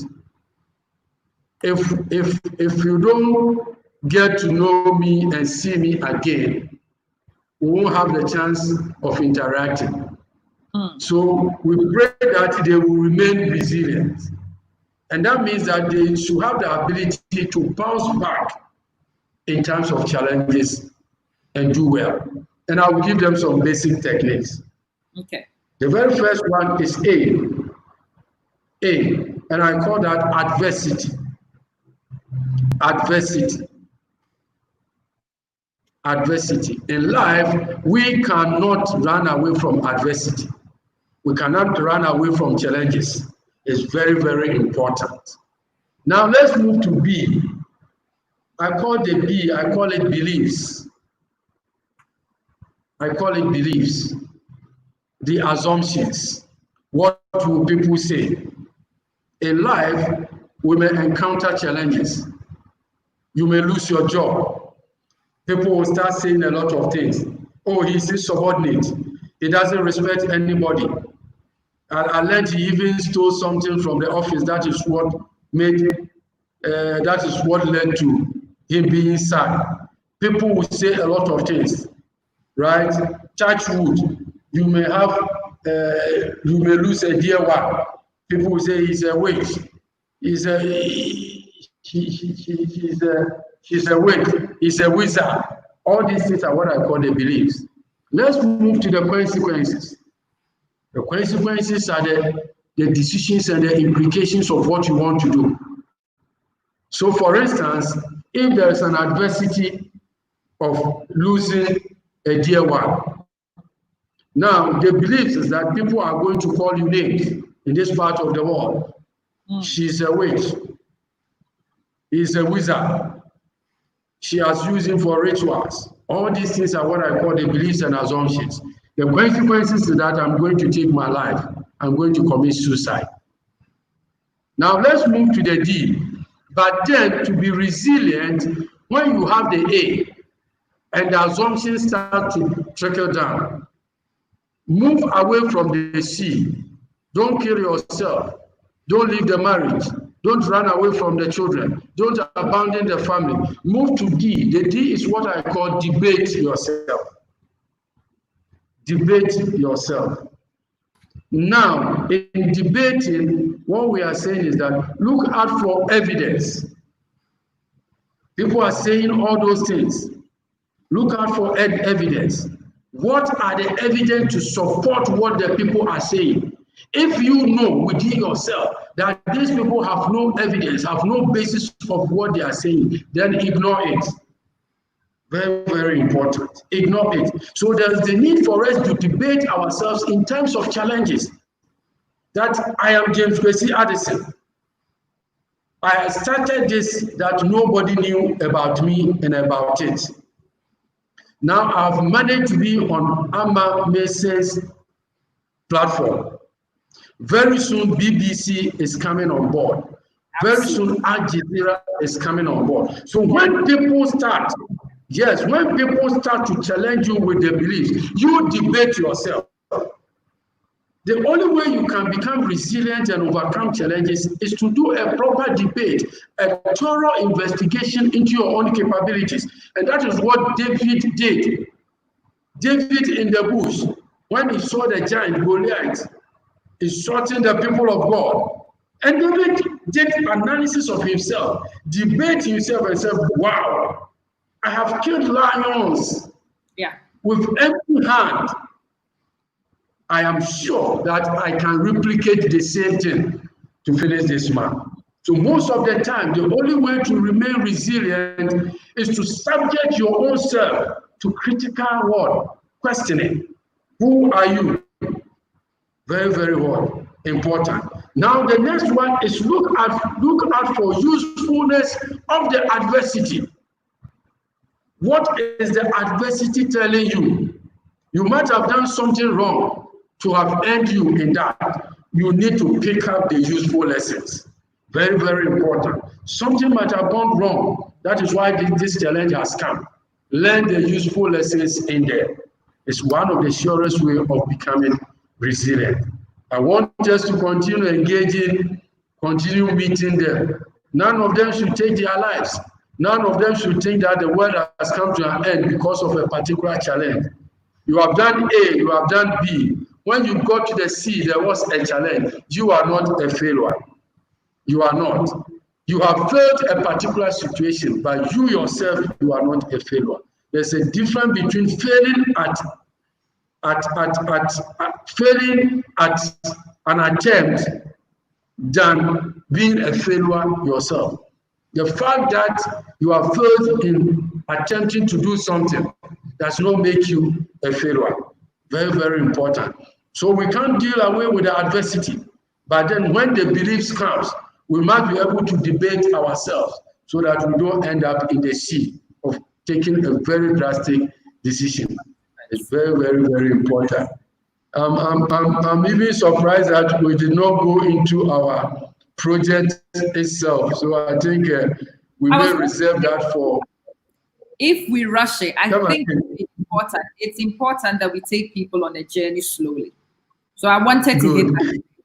But if you've got time and you can give us some time, either Friday or Saturday next week to continue, that would be Good. You know something, you've done something that most of the time I find it difficult for people that host me to do. And that tells you that, that tells you that you're going to go far. That is also an indication, that is also an indication that you know what you are doing. Oh, thank you. Most of the time, people want you to jump onto an issue at stake. But then, in order to carry the people along, people really need to understand where you are coming from. So I'm very happy that we've looked at the importance of emotional intelligence in leadership in the school setting. Now, let me take you to the school setting so that when your school reopens, they will take this thing seriously. And if they have to fly me to Dubai, tell them they have to fly me. Now, a 19-year research that was carried on in Penn State It was carried on by Duke University in Penn State. They took 19 years to do that research. And when I finish, I think we will end and then we plan for next week. Oh, yes, please. It came to light that emotional and social skills are what determine the success of somebody. Yeah. And has nothing to do with reading or writing. Yeah. The skills that predict success in life are social and emotional intelligence and has nothing to do. Now, what they did is that they went to the school and asked the teachers to rate the kids who were 5 and 6 years old, to rate them on their ability to listen. 1, ability to share, ability to collaborate,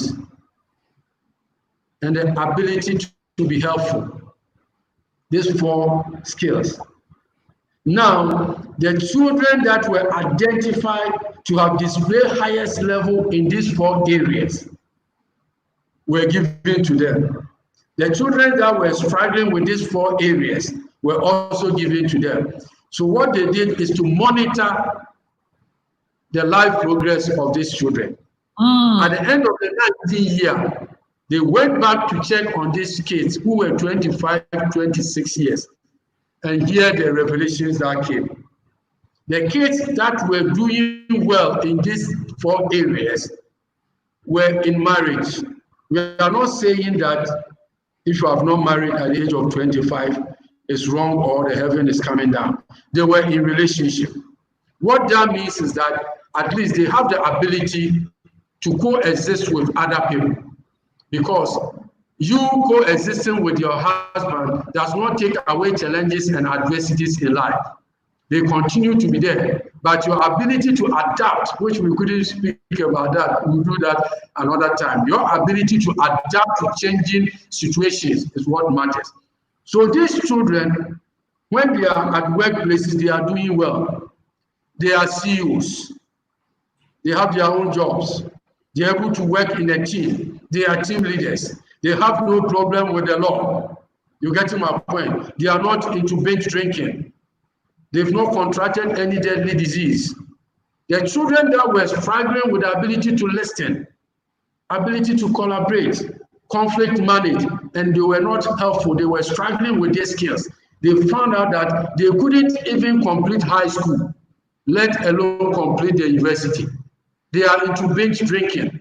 They've contracted deadly diseases. They have challenges with the law. That is where they came to the conclusion that social and emotional skills is a better predictor of success in life. Therefore, any school, any environment that is not incorporating and adding emotional intelligence capability building into his curriculum is not preparing the children for the future. And that is the 21st century. When you go back to Canada, when you go back to Netherlands, when you are in Denmark, let me give you this statistics and then we close. Denmark is now the second happiest people on earth. It is Norway. For almost 13 years, Denmark has been in the top first rate. As we speak now, Denmark is the second. Norway, first happiest people on earth. The same Denmark is on the fifth when it comes to the safest place to live on earth. Go and find out the basis for this statistics, and it is empathy. It is emotional intelligence being part of their education curriculum. In Denmark, they started teaching empathy as far back as 1993. Yeah. Empathy are taught in Denmark schools. That the parent in Denmark is happy to see the child having 90% in mathematics as well as having 90% in empathy. No wonder Denmark is also one of the best places to work in the whole of Europe. That tells you that empathy has entered the workplace. Oh yeah. And disciplinary effort and productivity has been affected positively in these places. Very, very important. Absolutely. James, if you leave me, I will keep for hours, but I like to keep it within that time frame so people will come back and watch. So this is an most people become available in the evening. I will run a couple of watch parties. If it's from 2 hours onwards, people look at it and they're like, nah, it's too long. So what we will do is do a few weekly sessions until we've exhausted it and people have understood it. I am going to start thinking about what we can do to collaborate and work together on.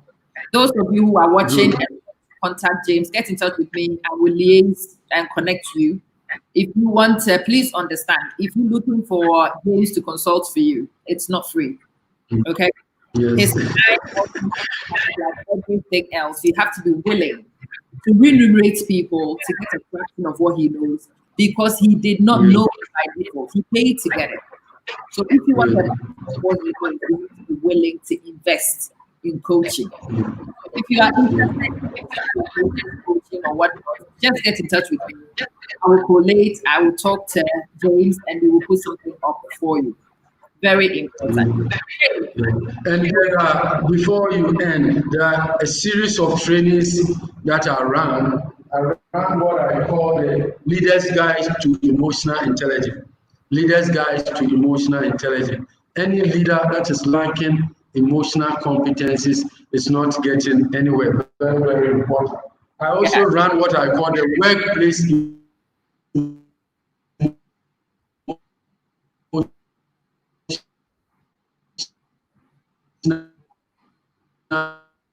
Oh. Hey. What's going on?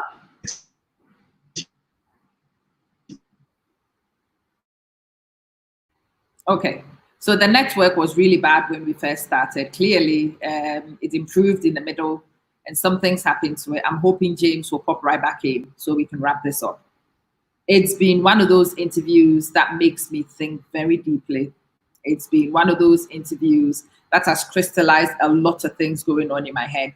It is one of those interviews that has helped me to really understand what makes me tick, what makes me successful, and what doesn't. And because I am working on what makes me successful, I can be intentional in choosing to do the things that make me successful. And I can also be very intentional in eliminating the things that make me unsuccessful. And again, that determines, that's the decider between success and otherwise. Knowing what works and doing just that. Knowing what doesn't work and eliminating that. Yeah, Missy, I don't even know what's going on. I'm trying to find him again. I am just asking him to please rejoin. Please rejoin. So we can at least thank him and we can make plans for the next week. But I don't think James should be a one-off, definitely not. It should be one of the things that we do a few times so that we derive the very maximum from this resource. Those of you in Ghana are lucky because he's right there in Ghana and you will see him in person more than those of us who are elsewhere. But my brain is ticking. I am off to go write quite a lot of things in my diary because a lot of new things need to be added to my diary, and he's back. So I was talking about the trainings we run, and the next one is youth resilience training. That is where we take children, the adolescents, into how they manage situations so that they don't take their lives and all those kind of things. And then we have also what I call the social emotional learning. This is for educational establishment. Yeah. It's very, very important. Yes, yes. And then we're also doing something basically for parents, raising emotional intelligent children. Very, very important. I think one day we'll look at raising emotional intelligent children because they are the future leaders and our ability to get emotions right. Come again. I have a parents club. So I have a group of parents who come to my parents club. Nana was putting some information about it earlier. Those of you who want to join the club, you can check it out. I have a group of parents who want to help their children, and we talk about lots of things. The one thing I have not hit with those parents is emotional intelligence. And you have to crystallize that today. Raising emotional intelligent children. Ajwa, I am glad you are here. Please remind me so we discuss this in Parents Club for sure. He organizes training. I am looking to engage with him to organize some training. Those of you who might be interested in a Zoom training with James, those of you who want to take the next so that you can get more,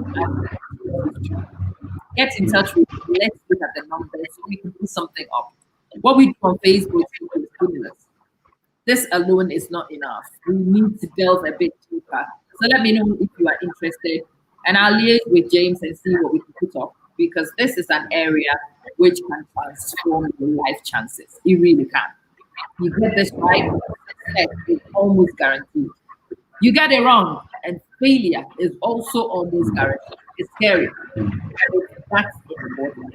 James, let me thank you so much for today. And please have a schedule. Let's see what time on Friday or any time during the week. Let me know when you are free, and I will put up because we really have to continue this discussion. Good.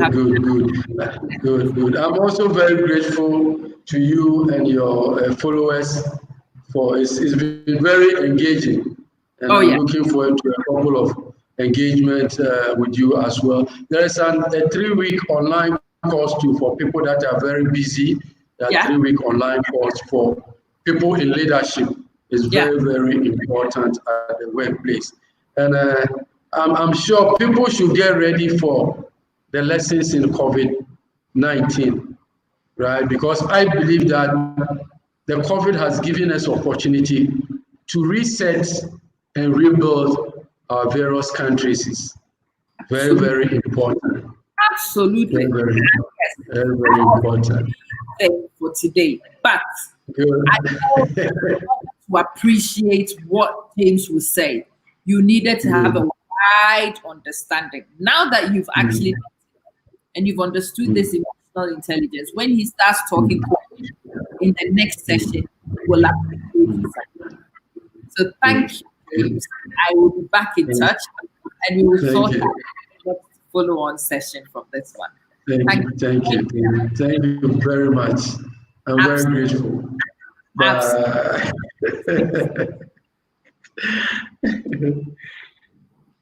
Okay, peeps. Right, let's talk. Feedback. Hit me. What's going on in your head? My brain is on fire. I'm not going to kid you about it. My brain is ticking. Tick-tock is all I can hear. Do you know why?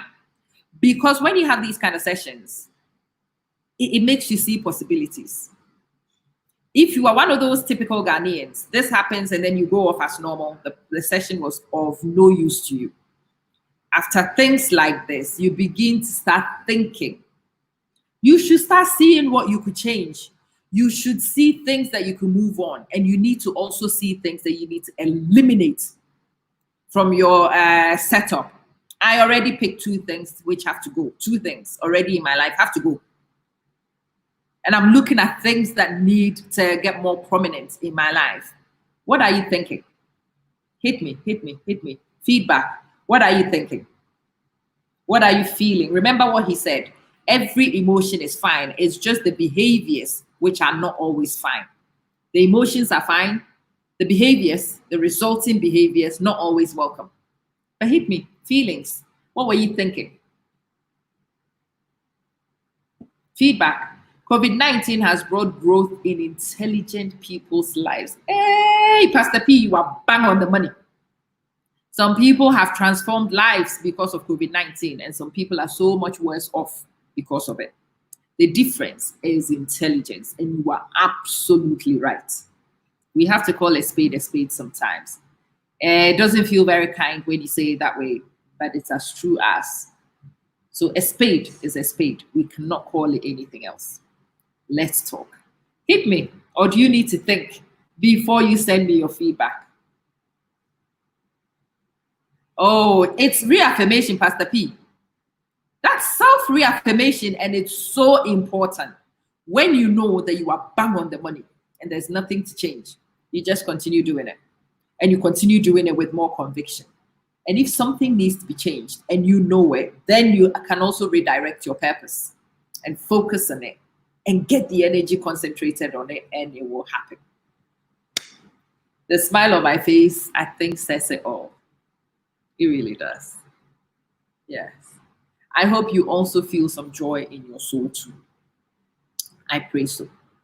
And if there's something which is reducing your joy, then it's something that needs to be actioned. It's an action point, and you hit on it right now. Put it in your action plan and start working on it.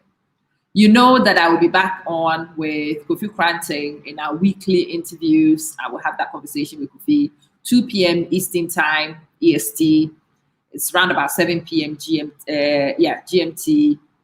I'm in so many different time zones. It's a bit confusing in my head right now, but there we go. It's 2 p.m. Eastern Time.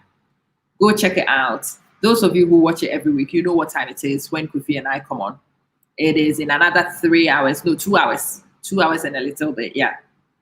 It has put you in a reflective mode. Yes, Fatima, me too. Your brain is making projections into the future, and that's exactly what I want your brain to do. I am so glad. I am so glad to hear that. Missy, God bless you too. God bless you. And whilst we are on, before I sign out, guys, I have been saying this for the last 2 days. I need to make some of these things happen more regularly. I do need to make sure that I am able to bring you quality content at all times. As I explained to somebody, and somebody got in touch with me today, and she says, Amma, you've put me to shame. I'm like, what do you mean? Amma, when you first asked for us to support you, I was wondering why you would be asking. It's not like you. But yesterday, when you told us about some of the costs involved in what you do, it makes sense. Yes, you are watching me on StreamYard, just the streamer, which allows your comments to pop on the screen and for you to see live guests. You remember I could not take guests. I could not even take phone calls. I wanted to get a better experience for you. It cost me $250 just to get StreamYard, I have a light.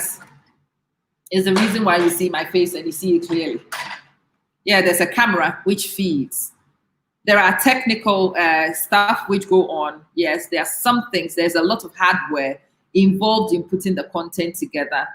When I do my short videos, they are actually recorded with a Canon camera. They don't come cheap, you know that. We have to use editing software to edit them and to enhance them and improve them and whatnot. And that's the reason why I've decided that I am asking you guys to support me as patrons. So have a look on your screen. That's my Patreon account. Those of you who are interested in emotional intelligence and some of these things, I'm going to be doing some exclusive content with people like James, and it's only going on Patreon for those who patronize me, for those who support me and champion me. They've got to get something extra. So we might put the general conversation here, and I might do a live feed, a question and answer session, just with the people who support me, because they are the ones who are making sure this happens. And in appreciation, they've got to get exclusive content. So if you want to become a patron, just click on that, patreon.com/AmmaManson. You have 5 levels of patronage. 3 of them are supporting patronages. The first one is the bronze, £5 a month, doesn't kill anybody. The £5 from 16 of you who could be life transformational for me. Yeah, £5 from 16 of you, and I could buy some of the devices, or I could subscribe to some of the networks and channels, which will help make the experience better. £10 is the silver membership. So if you've derived any benefit from the conversations we have, it really would be nice if you could pay back somehow, give back somehow, pay forward so we can all have a better experience. Great. So check it out. The silver membership is £10 a month. The gold membership is £25 a month. And there is the custom. You decide what amount you want to put in. So if you want to go down Patreon and do a one-off donation, then you do custom and cancel it after the payment has gone through. Or like somebody did this morning, she called me and she says, Amma, send me your PayPal. So I sent them a PayPal. They put something in. Thank you. I know you are on. Thank you so much. She put something in PayPal for me. These things allow me to buy and to acquire the services that I do need to refine this. So you will see some significant changes from next week, the end of next week, or the second week after that one, because of what people have done for me this week with the support payment. So please, Let me convince you to go and be my patron. Let me convince you to contribute to what we all enjoy and benefit from. Let me convince you to support me so that we can all pay forward what we would enjoy going forward. And yes, it's been an absolute pleasure to be bringing you the content. I will still be on Facebook to put free content out as usual. All I'm saying is that there is a little bit of a supplement which goes to those who support, because it's only fair. They make a more meaningful contribution, so they should also receive a more meaningful output from me. I think it's fair. Support me if you can. If you can think of any other ways we can make things better too, do come back. If there are other people you want to speak to, let me know which topics you would like to be addressed, and I will find the personalities. It's my job. It's my talent to find and reveal personalities I have discovered. It's something I didn't know before, but it clearly is one of my talents. It's one that I should be taking more seriously, and I'm so glad that I've discovered those things in our interactions here. Let me love you. Let me leave you. Let me go off and do my other things in preparation for the interview with Kofi. I will see you in 2 hours' time. Adios.